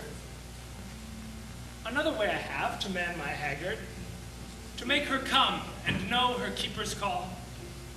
That is to watch her, as we watch these kites that bait and beat and will not be obedient. She ate no meat today, nor none shall eat. Last night she slept not, nor tonight she shall not. As with the meat, some undeserved fault I'll find about the making of the bed. And here I'll fling the pillow, there the bolster, this way the coverlet, another way the sheets. Aye, and amid this hurly I intend that all is done in reverent care of her. And in conclusion, she shall watch all night. And if she chance to nod, I'll rail and brawl, and with the clamor keep her still awake. This is a way to kill a wife with kindness. And thus I'll curb her mad and headstrong humor.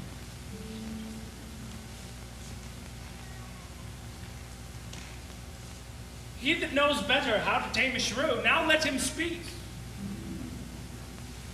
'Tis a charity to show.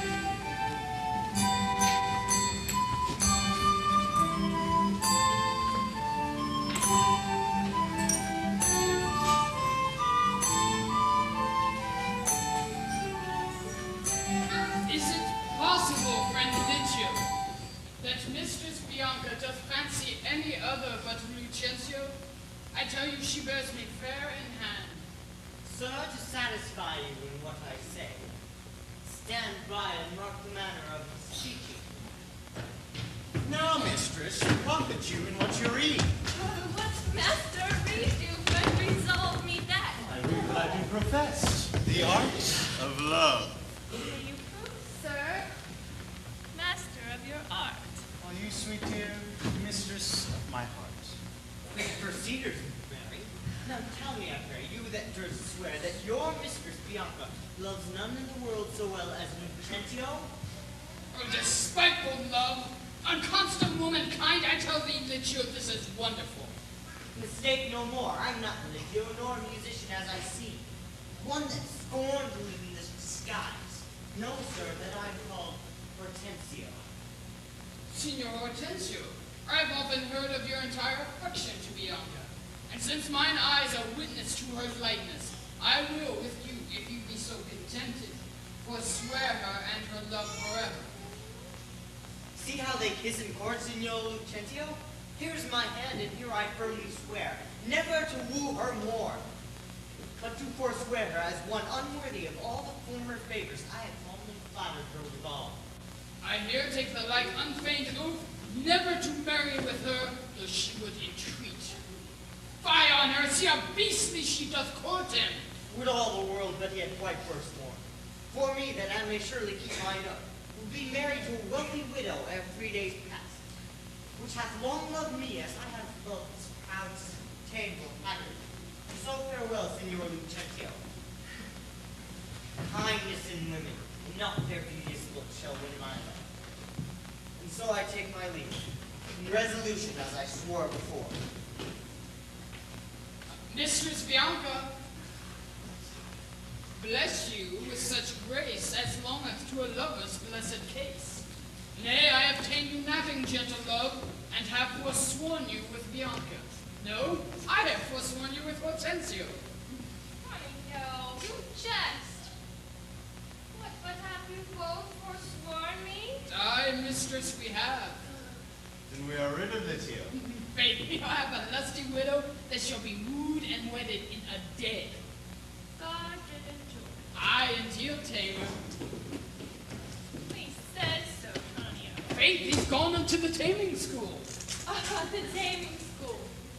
What, is there such a place? Aye, mistress, and Petruchio be the master that teaches tricks 11 and 20 long, how to tame a shrew and charm her chattering tongue.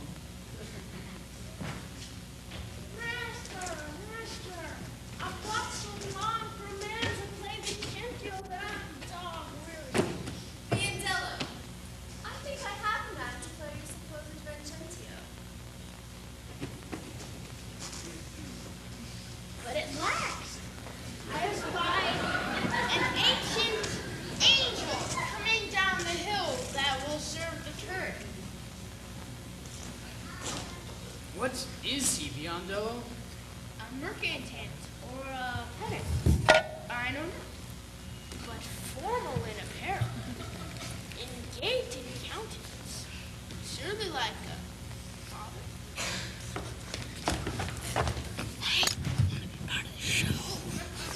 Script! Come, script!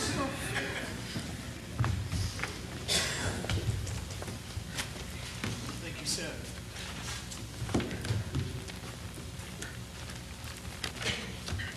If he be credulous and trust my tale, I'll make him glad to sing Vincentio of Pisa, and give assurance to Baptista as 'twere the right Vincenzo.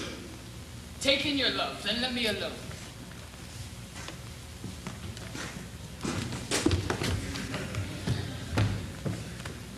God save you, sir. And you, sir, you are welcome. Travel you far on, or are you at the farthest? Sir, at the farthest a week or two, but then farther if God lend me life. Of what country, man, I pray? Of Mantua. Of Mantua, sir? Mary, God forbid! And come to Padua, careless of your life? My life, sir, how I pray for it. That goes hard. 'Tis death for anyone of Mantua to come to Padua. Know you not the cause? Your ships are stayed in Venice, and the Duke, twixt private quarrel between your Duke and him, hath published and proclaimed it openly. Why, 'tis marvel you but are newly come, you might have heard it else proclaimed about. Props! Alas, sir, it is worse for me than so, for I have bills for money by exchange. Yes. And must here deliver them. Well, to do you courtesy, sir, this will I do, and this for your sake. And first, hast thou been at Pisa? Aye, sir, in Pisa I've often been. Pisa renowned for its grave citizens. Among them know you one Vincentio? I know him not, but I have often heard of him. A merchant of incomparable wealth, He is my father, sir, and sooth to say, his countenance somewhat doth resemble you. As much as an apple doth an oyster, and all in one. Well, to do you courtesy and save your life in this extremity, this will I do, and this for your sake. Think it the knot of your fortunes that you are like unto Sir Vincentio. His name and credit you shall undertake, and in my house be friendly lodged. If this be courtesy, sir, accept of it. Oh, sir, I do, and will refuse you ever the patron of my life and liberty. Then go with me to make the matter good.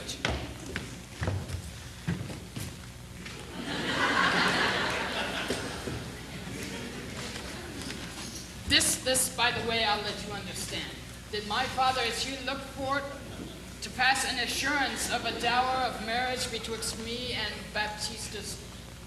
In all these circumstances, I'll instruct you, sir.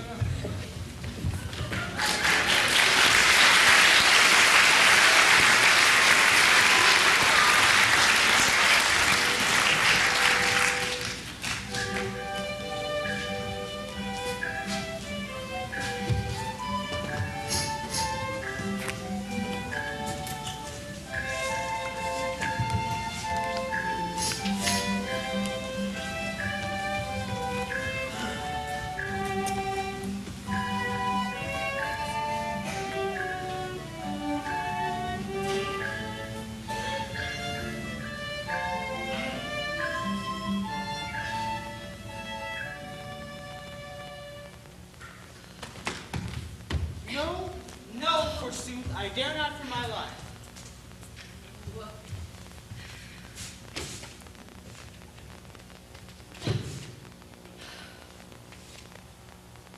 The more my wrong, the more his spite appears.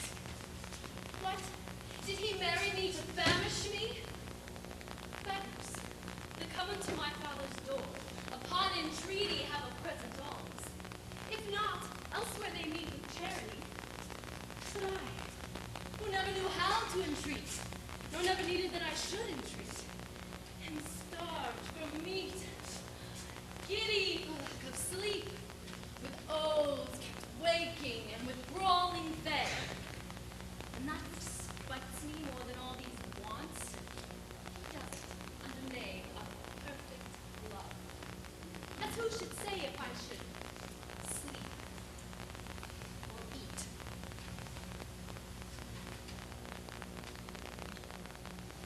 Deadly sickness or else present death. Oh! Ah!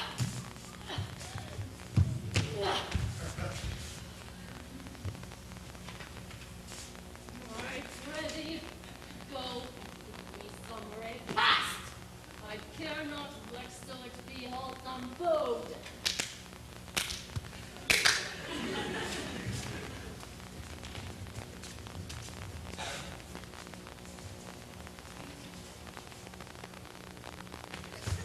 Say you're to my meat's foot. It's passing good. Rather let me have it. I fear 'tis too glare for me.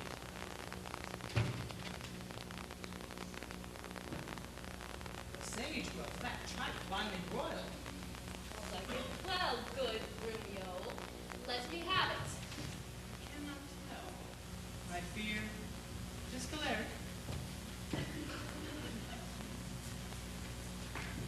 What say you to a piece of beef and mustard? A dish I do love to feed upon. Aye, but the mustard's too hot a little. Well, then the beef, and let the mustard rust. Nay, then you will not. Ah! You shall have the mustard, else you get no beef from Romeo. Well, then one, or both, or anything thou wilt. Why then? Beef, mustard without beef.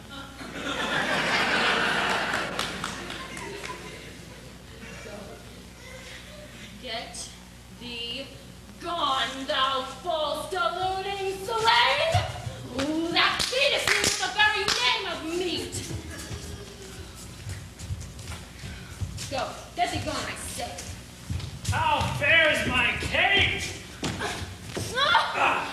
Oh. What, sweeting, all mort? Mistress, what cheer?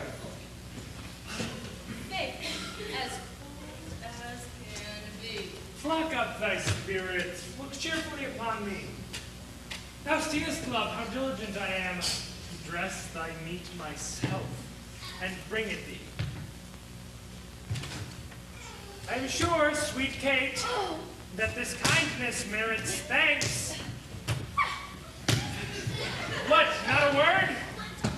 Nay, then thou lovest it not, and all my pains assorted to no proof. Here, take away this dish. Let it stand. The poorest service is repaid with thanks, and so shall mine before you touch the meat. I thank you, sir. Signor Petruchio, why, you are to blame. Come, Mistress Kate, I'll bear thee company. Eat it up all, Hortensio, if thou lovest me.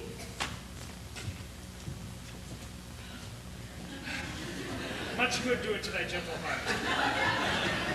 Sweet Kate, eat apace. And now, my honey love, will we return to your father's house, and there revel it as bravely as the best.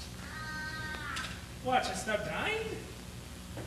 Come, the seamstress stays thy leisure to deck thy body in her rough with treasure. Come, lady, we will see these ornaments.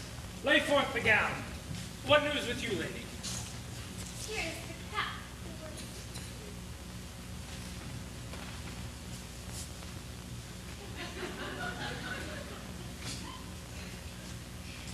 Why, this was molded on a porringer, a velvet dish.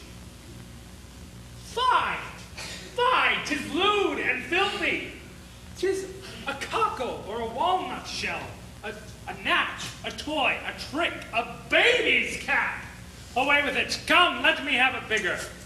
I'll have no bigger. This stuff fits the time, and gentlewomen wear such caps as these. When you are gentle, you shall have one too. And not till then. That will not be in haste. Why, sir, I trust I may have leave to speak, and speak I will. I am no child, no babe. Your betters have endured me say my mind, and if you cannot, best you stop your ears. My tongue will tell the anger of my heart, or else my heart concealing it will break, and rather than it shall, I will be free, even to the uttermost, as I please in words. Why, thou sayest true. 'Tis a paltry cap. 'Tis a custard coffin, a bauble, a silken pie. Oh, I love thee well, and that thou likest it not. Love me, or love me not. I like perhaps, I will have, or I will have none.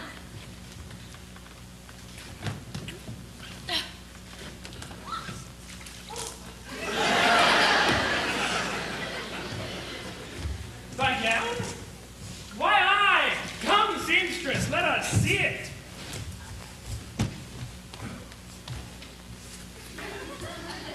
Oh, mercy, God! What masking stuff is here? What's this? A sleeve? 'Tis like a demi-cannon. What, up and down, carved like an apple tart? Or here snip and nip and cut and slish and slash? Like to a censer in a barber's shop. What, a devil's name, seamstress, callest thou this? I see she's like to have neither cap nor gown. You bid me make it orderly according to the fashion and the time. Marry and did, but if you be remembered, I did not bid you mar it to the time. Well, all none of it. Hence, go and make your best of it.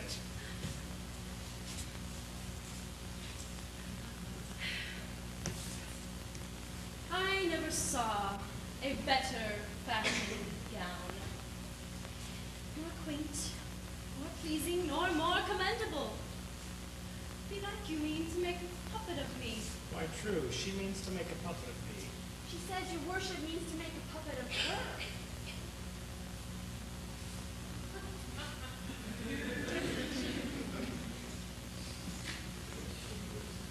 Oh, monstrous arrogance. Thou liest, thou thread, Thou thimble, thou yard, 3/4, half yard, quarter, nail? What? Braved in mine own house with a skein of thread? Away, thou rag, thou quantity, thou remnant, or I shall so bemeet thee with thy yard, as thou shalt think on breaking whilst thou livest. I tell thee, that thou hast marred her gown. Your worship is deceived. The gown is made just as my master had direction. Ah! You gave order how it should be done. I gave her no order. I gave her the stuff. But how did you desire that it should be made? Married with needle and thread. Did you not request to have it cut? Thou hast faced anything? I have. Face me not. I bid thy master to cut the gown, but I did not bid him to cut it to pieces. Ergo, thou liest. Why, here is no the fashion to testify. Read it. Master, the note lies in her throat. She said, I said so. In the loose, a loose-bodied gown.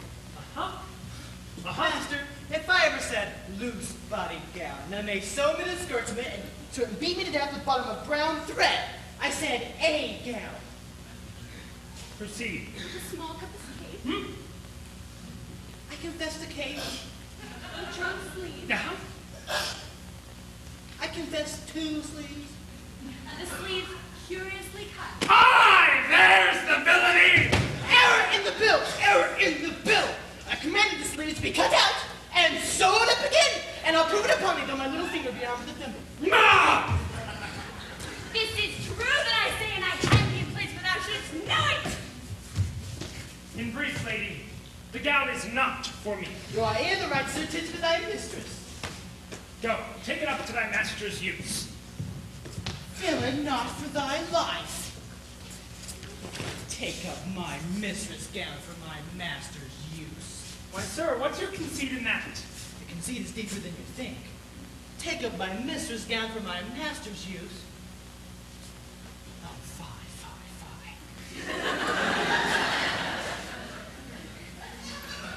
Hortensio, say that we'll see the seamstress paid. Away, I say, bear it hence. Be gone and say no more.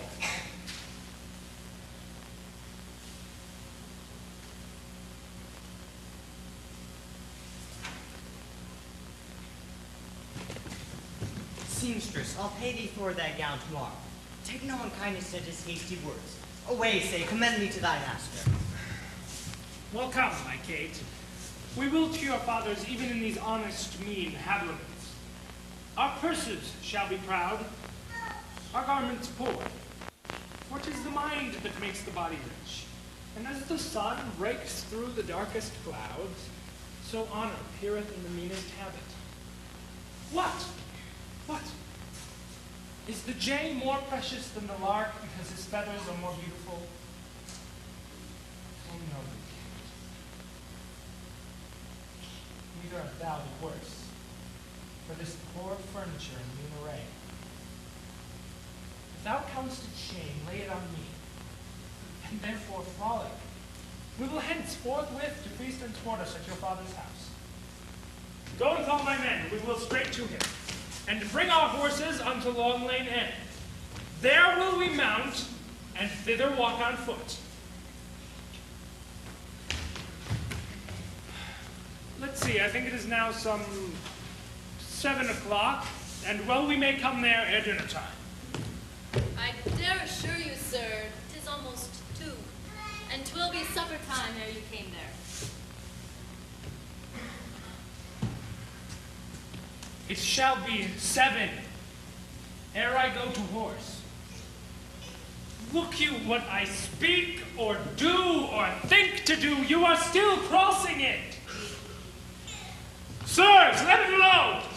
I will not go today. And ere I go, it shall be what o'clock I say it is.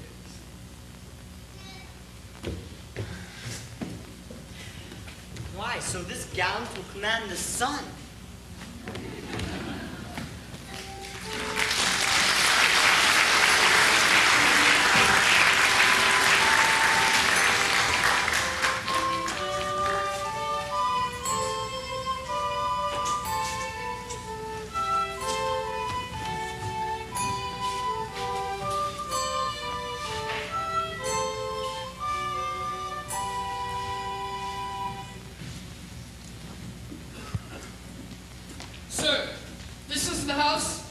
you that I call? Aye, sir, what else? Might I be deceived? Some of you may remember me. Near 20 years ago in Genoa, we were lodgers together at the Pegasus. 'Tis well. Hold your own in any case with such austerity as belongs to a father. I warrant you, but sir, here comes your boy. For good he was schooled. Fear you not him. Now, Sir Biondello, do your duty truly, I advise you. Imagine were the white Vincencio. Tut, fear not me. But hast thou done thy errand to Baptista? I told him that your father was in Venice, and we looked for him this day in Padua. Thou art a tall fellow. Hold thee this to drink.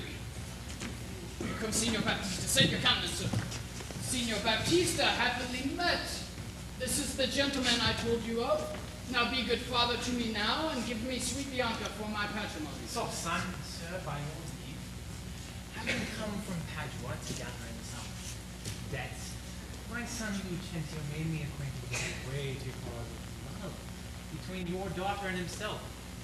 I'm content in a good father's care to have him so matched.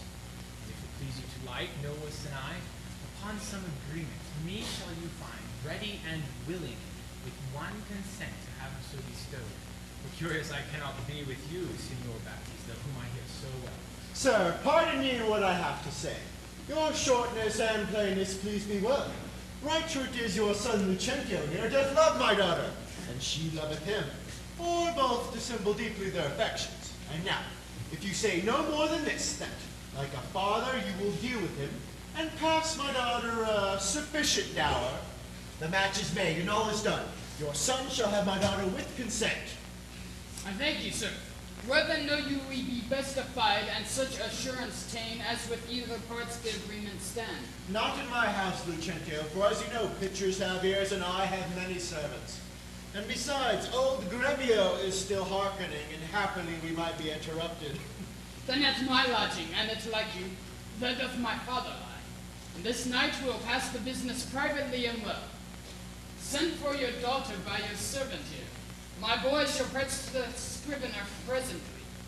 The worst is this, that at so slender a warning you are like to have as thin and slender pippins. It likes me well, Lucentio. Come, Biel, hie you home, and bid Bianca make her ready straight. And if you will, tell her what hath happened. Now, Lucentio's father is in Padua arrived, and how she's like to be Lucentio's wife. I pray the God she may, with all my heart. Dally you not with the gods, but get thee gone. Welcome, Signor. Shall I lead the way? One mess is like to be your cheer. Come on, we'll better it in Pisa. I follow you.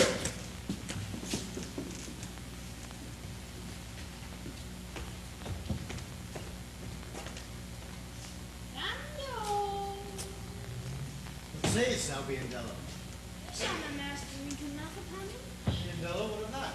That nothing has left me here behind to expound the meaning of war, his signs and tokens. I pray thee, moralize them. Then this, Baptista is safe talking with the deceiving father of a deceitful son. And what of him? His daughter's been brought by you to the son. And then? The old priest of St. Luke's Church is at your command at all hours. And what of all this? I cannot tell except they are busy about some counterfeit assurance. Take assurance of her to the church, priest, clerk, and some sufficient honest witnesses. If this be not what you look for, I have no more to say. But bid Bianca farewell, forever and a day. It's curious thou, Biondello. I cannot say. How much of a wench married in an afternoon as she went to the garden for parsley? And so may you, sir. And so I do, sir. My master hath appointed me to go to St. Luke's, bid the church, bid the priest be ready to come against you. Come with your repentance. I may well, if she be so contented. If she be pleased, wherefore should I doubt? That which hath may all round to go about. Shall go hard if can be to go 1,000.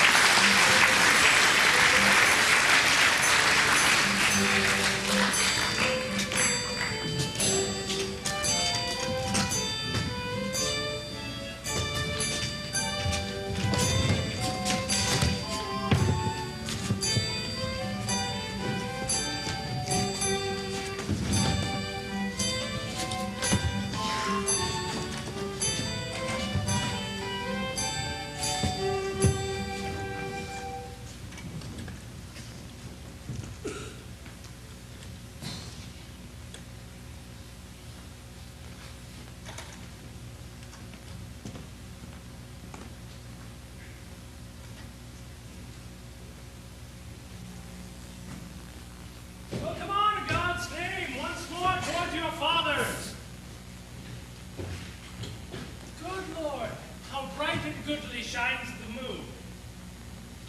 The moon. The sun is not moonlight now. I say it is the moon that shines so bright. I know it is the sun that shines so bright. Now by my mother's son, and that's myself, it shall be moon or star or what I please, or ere I journey to your fathers. Go and fetch our horses back again. Evermore crossed and crossed, nothing but cross. Say as he says, or we will never go. Forward, I pray, since we have come so far. Be it moon, sun, or what you please. If you please to call it a rush candle, henceforth I vow shall be so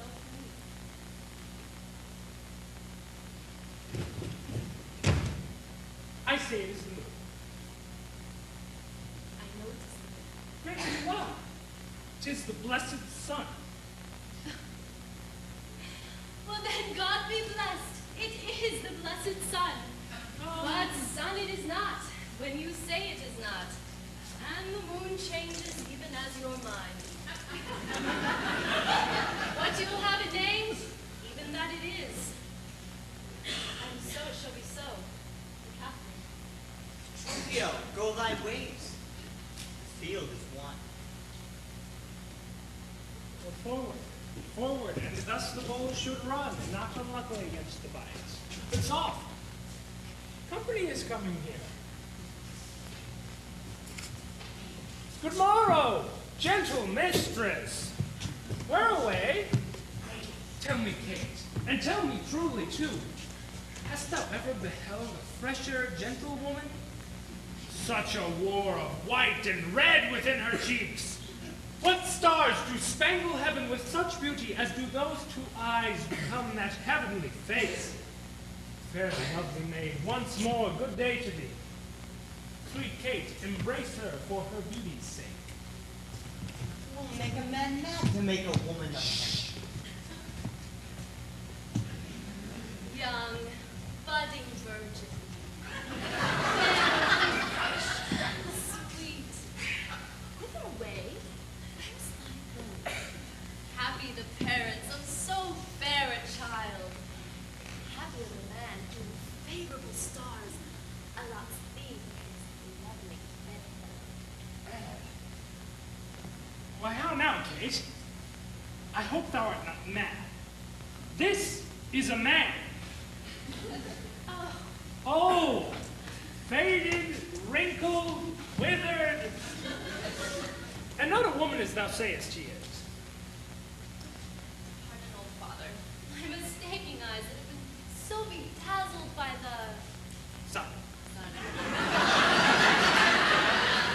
that everything I look upon seemeth green. Oh, I now perceive thou art a reverend father. Pardon, I pray thee, for my mad mistaking. Do, good old grandsire, and withal make known which way thou travelest. If along with us, we shall be joyful of thy company. Fair sir, and you, my merry mistress, that with your strange encounter has much amazed me. My name is called Vincentio, my dwelling in Pisa, and bound I to Padua, there to live a son of mine which long I have not seen. What is his name? Vincentio, gentle sir. Happily met, the happier for thy son. And now by law as well as reverend age, I may entitle thee my loving father. The sister to my wife, this gentlewoman, your son by this hath married. Wonder not, nor be not grieved. She is of good esteem, her dowry wealthy, and of noble birth. Let me embrace with old Vincentio. And wander we to see thy honest son, who will of thy arrival be full joyous. But is this true, or is it all your pleasure? Like pleasant travelers to break a jest upon the company, you overtake. I do assure thee, father, so it is. Come, go along and see the proof hereof, for our first merriment hath made me jealous. Well, Petruchio, this has put me in heart. Have to my widow, and if she be forward, well then hast thou taught Hortensio and Ford.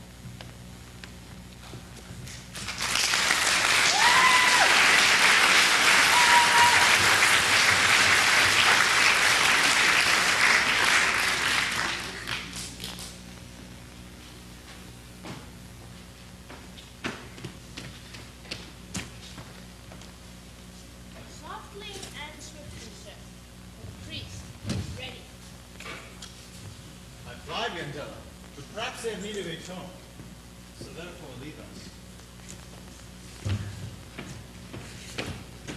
See the church and you're back again. Come back to my master as soon as I can. Sir, here's the door. This is Lucentio's house. My father's fares more towards the market, and here I mean to leave you, sir. You shall not choose but drink before you go. I think I shall command your welcome here, and by all likelihood some cheers to it. We are busy within. You are best not louder. What's he the nonsense? He would beat down the gate! Is Senor Lucentio within, sir? He's within, sir, but not to be spoken withal. What if a man bring him 100 pounds or 2 to make merry withal? Keep your money to yourself. He shall need none so long as I live. Nay, I told you your son was well beloved in Padua. Do you hear, sir? I pray you, to leave frivolous circumstances, tell Signor Lucentio that his father has come from Pisa and is here at the door to speak with him. Thou liest! His father has come from Padua, and here looking out the window. Art thou his father? Aye, sir, so his mother says, if I may believe her. Why, how now, gentleman? Why, this is flat knavery to take upon you another man's name. Lay hands on the villain! I believe it means to cozen someone in the city under my countenance! But who was here? The little master Vincentio? Now my son and wants nothing? Come hither, Crooked! I pray that you, sir. Come hither, you rogue. What, have you forgotten me? No, sir.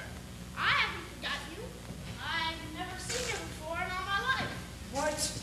You notorious villain. Didst thou never see thy master's father, Vincentio? Oh, my old worshipful master. Yes, very, sir. He looks down from yonder window. Is it so indeed? Ah! Help! Get the madman! Come murder me! Help, son! Help, Signor Baptista! Kate, let's stand aside and see the end of this ado. What are you, sir, that offered to be my servant?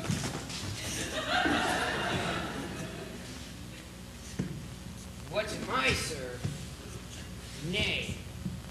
What are you, sir? Oh, immortal gods. Oh, fine villain.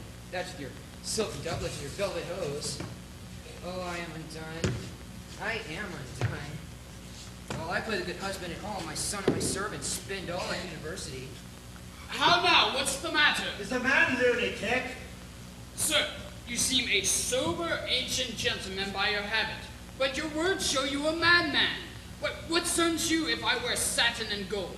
I thank my good father I am able to maintain it.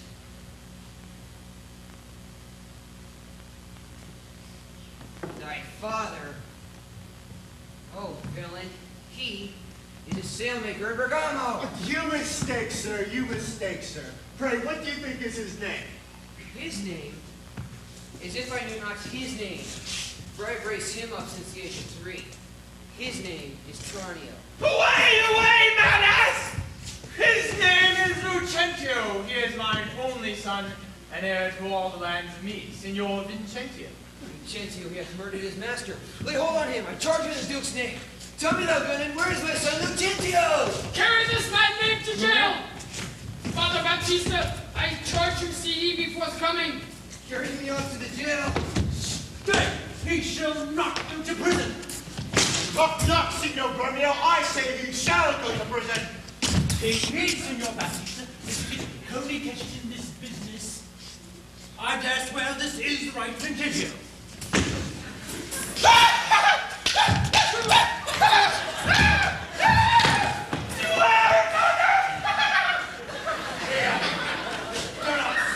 Then thou wilt best say I am not Vincentio. No need to be so gentle. Away with the daughter, to the jail with him! The streakers must be held and abused, O monsters, villain. I tell thee we'll have no sending to prison. The Lord wants but play, there but in jest. I tell thee, milady, there'll be no sending to prison. That's flat. I cannot work in these conditions. Why, milady, am not I, Don Cristo,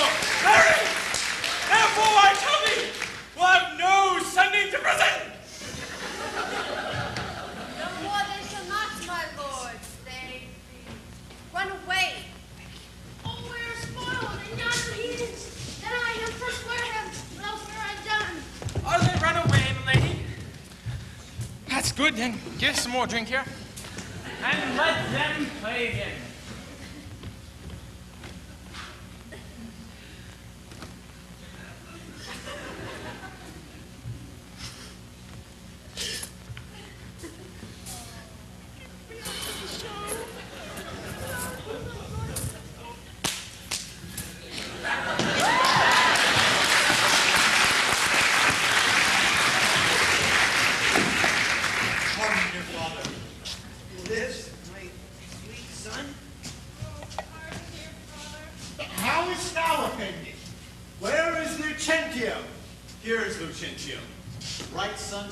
Vincentio.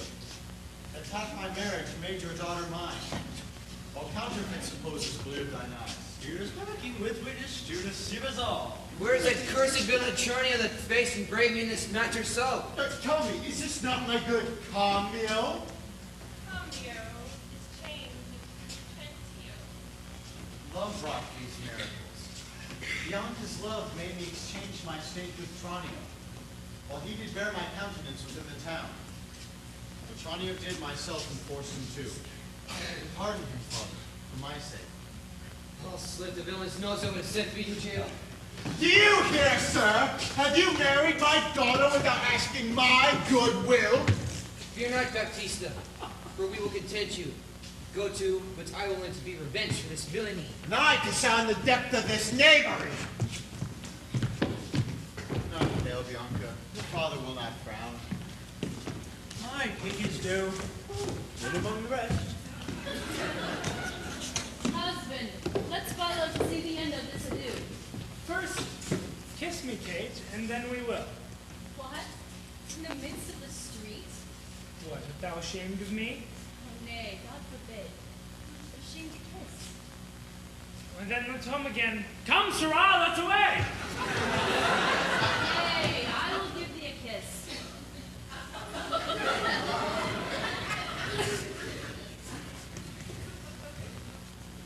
pray thee, love. Stay.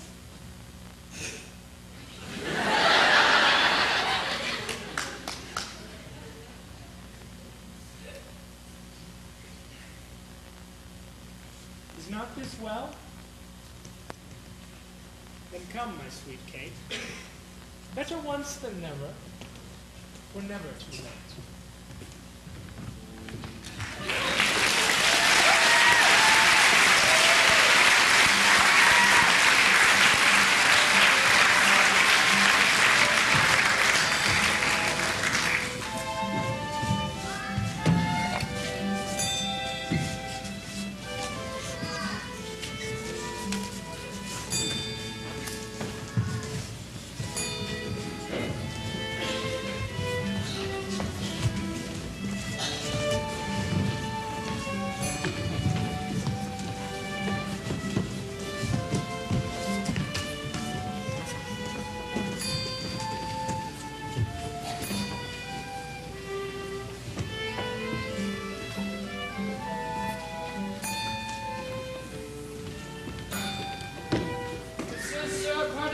my lateness, your horse be hitched. At last, though long, our jarring notes agree. And time it is when raging war is done, to smile at scapes and perils overblown. My fair Bianca, bid my father welcome, as I with self-same kindness welcome thine. Brother Petruchio, sister Catherine, and thou Hortensio with thy loving widow, feast with the best and welcome to my house. My banquet is to close our stomachs up after our great good cheer. Hooray! Therefore sit down, and I will sit to chat as well as eat.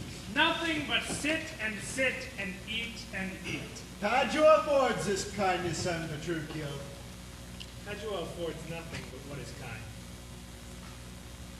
For both our sakes, I would that word were true. No, for my life, Hortensio fears his widow. Then never trust me if I be a fear. You are sensible, and yet you miss my sense. I mean, Hortensio is afeard of you. He that is giddy thinks the world turns round. Roundly reply. Mistress, how mean you that? Thus I conceive by him. Conceives by me? How likes Hortensio that? My widow says thus she conceives her tale. Very well mended. Kiss him for that, good widow. He that is giddy thinks the world turns round. I pray you, tell me what you meant by that. Your husband being troubled with a shrew measures my husband's sorrow by his woe. And now you know my meaning. A very mean meaning. Right. I mean you. And I am mean indeed, respecting you. You are widow! My king, just put her down! That's my office! Spoken like an officer! Hard to me I like scrubbing on these quick-witted folks. See me, so they butt together well? Put her down, Captain! Captain! Put her down! Put her down! That's awakened you. But not frighten me. Therefore I'll sleep again. Nay, that you will not, since you have begun. Have at you for a better jest or two. Hired bird.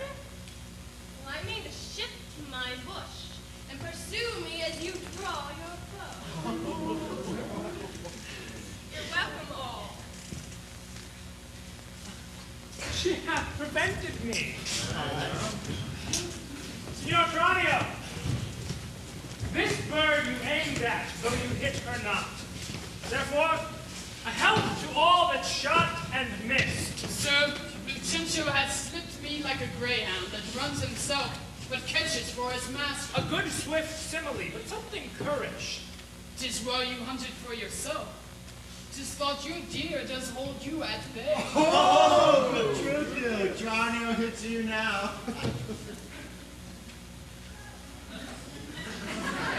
I thank you for that bird, good Tranio. Confess, hath he not hit you here?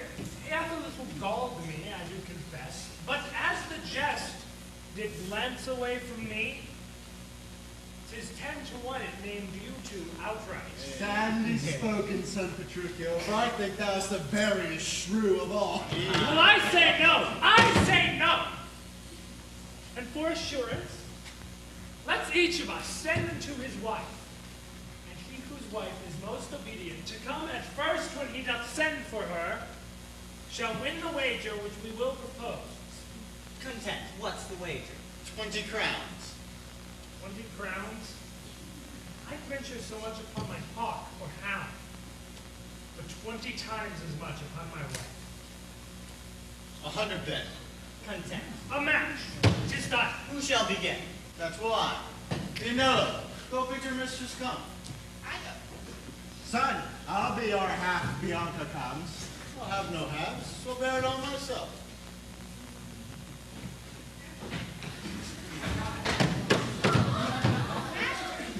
My mistress sent you word she is busy and cannot come. How now? She's busy and cannot come. Is that an answer? Aye, and a kind one. Pray you, sir, your wife not send you words? I hope a better. Sirrah, Biandello, go entreat my wife to come to me forthwith. Oh! Entreat her. Nay, then she must needs come. I am afraid, sir, do what you can. Yours will not be entreated.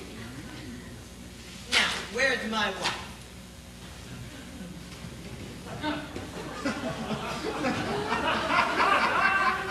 She says you have some goodly jest in hand and will not come.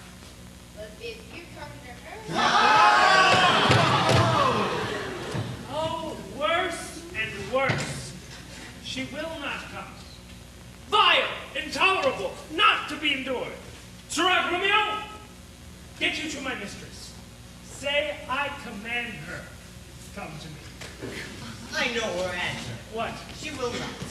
The fouler fortune mine, and there's an end. Now by my holiday, and here comes Caterina. What is your will, sir, that you send for me? Where is your sister and Hortensio's wife? They sit conferring by the parlor fire. Go and fetch them here. And if they deny to come, swinge me them soundly forth unto their husbands. Away, I say, and bring him hither straight.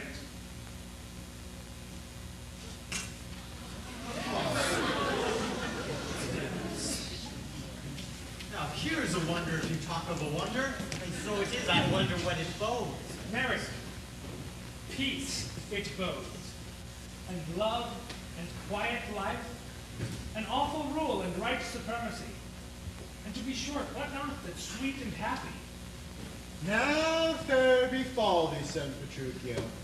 The wager thou hast won, and I will add unto the losses 20,000 crowns. Another dowry for another daughter, for she is changed as she has never been. Nay, I'll win my wager better yet, and show more sign of her obedience, her new built virtue and obedience. See where she comes, and brings your froward wives as prisoners to her womanly persuasion.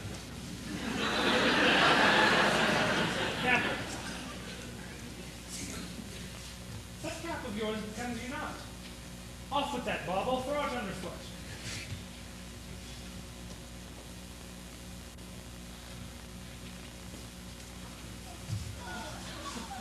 Oh, Lord, let me never have cast aside, till I be brought to such a silly pass.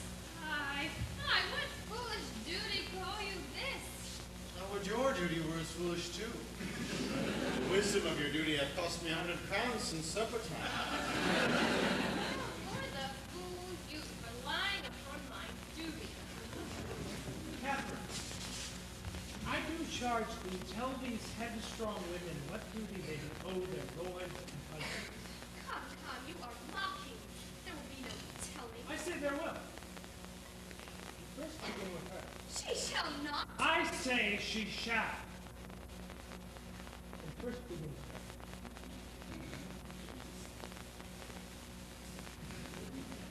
Fie.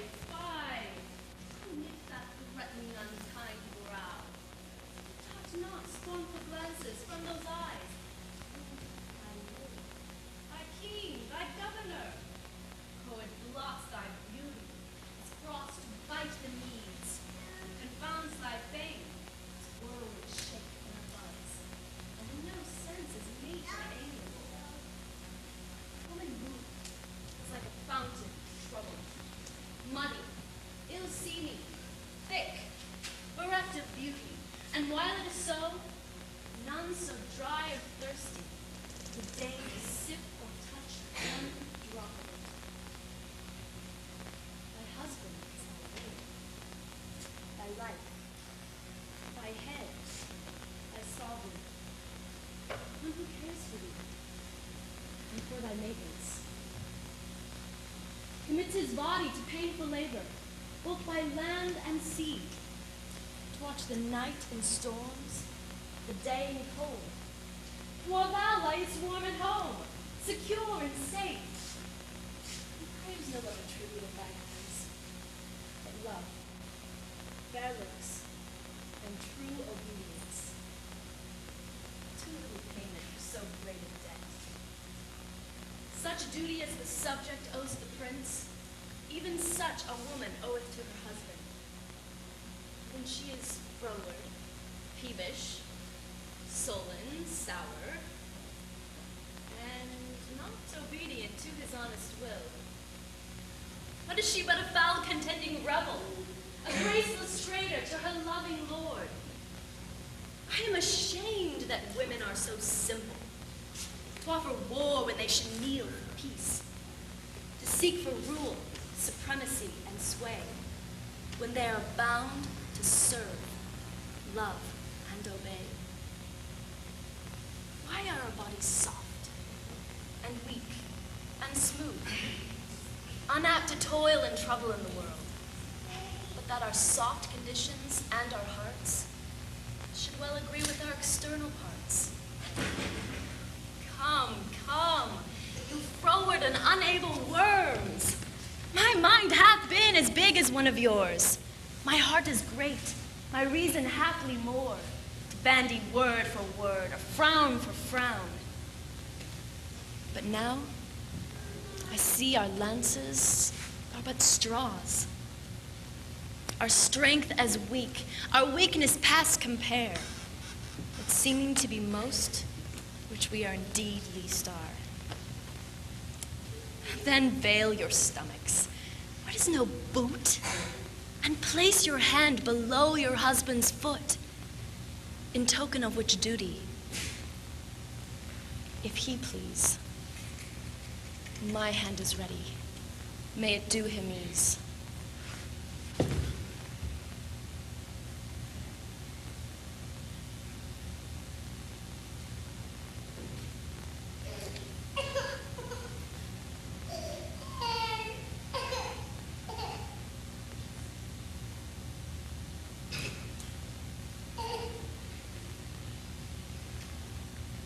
Where there's a wench. Come on and kiss me, Kate.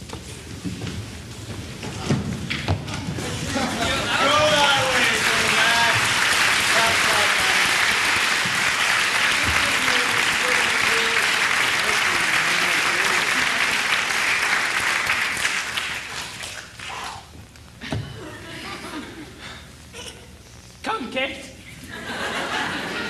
We'll to bed. We three are married, but you two are sped. Was I won the wager, though you hit the white. And being a winner, God give you good night.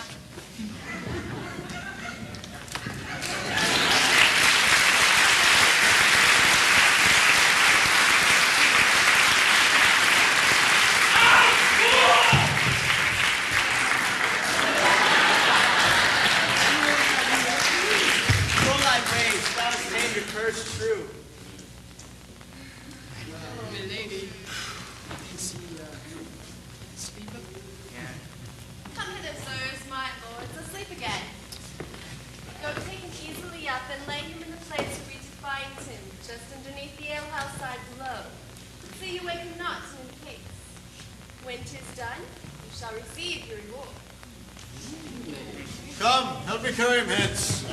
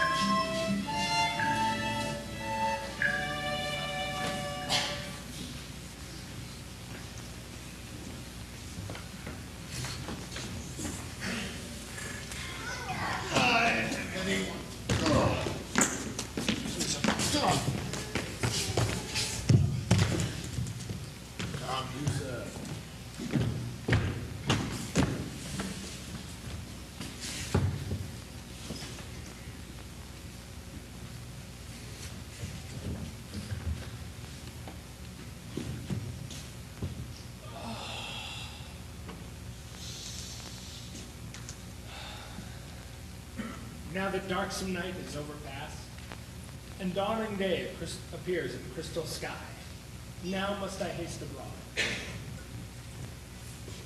But soft! Who's this? Sly? Oh, wondrous! Hath he lain here all night? I'll wake him. I think he's but starved by this, but that his belly was so stuffed with ale. What ho! Sly, awake, for shame! Lady, give us some more drink here. What's all the players gone? Am not I a lord? Aye, a lord with a murrain. Who's this? Tapster? Oh, Lord, sir, I have had the bravest dream tonight that ever thou heardest in all thy life. Aye, marry, but you'd best get you home, or your wife will curse you for drinking here this evening. Will she? I know now how to tame a shrew. I have dreamt upon it all this night until now. Thou hast waked me from the best dream that ever I had in my life. But all to my wife, and tame her too, and if she anger me. Nay, tarry, Sly, for I'll go with thee. and hear the rest that thou hast dreamt tonight.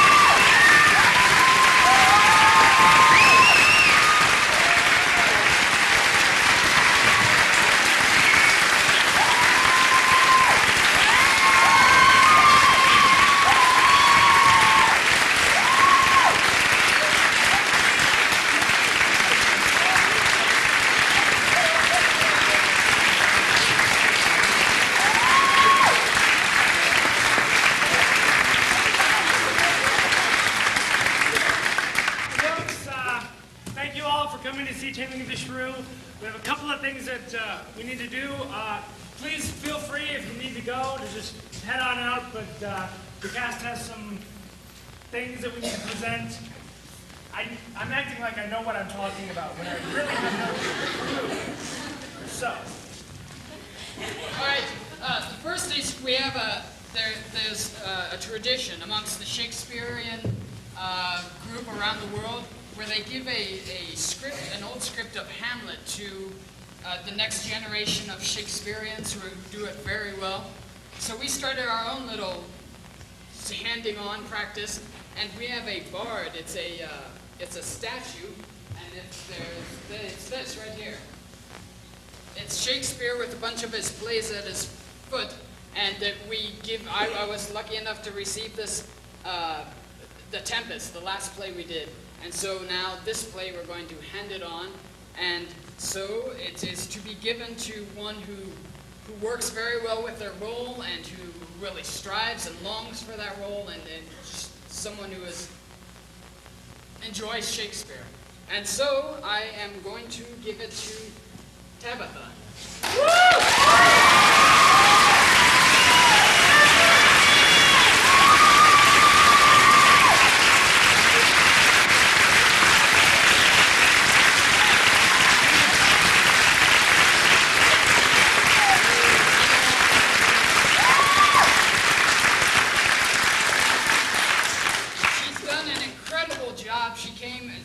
She had her lines memorized and everything right from the start, and she's done a very good job with Kate. We all wondered, because she's a nice, happy person, and we thought, how in the world is she going to play Kate?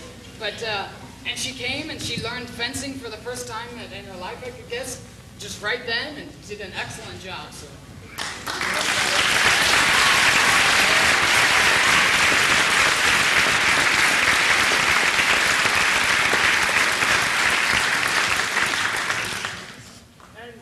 Director here? Mom? Come down here? I'm assuming she's up in this. Okay. This is the Shakespearean banner for the Taiming of the Shrew, and it's going to be given to the person who I think deserves it most from the entire cast. Who's helped out tremendously with set construction and being there for everyone.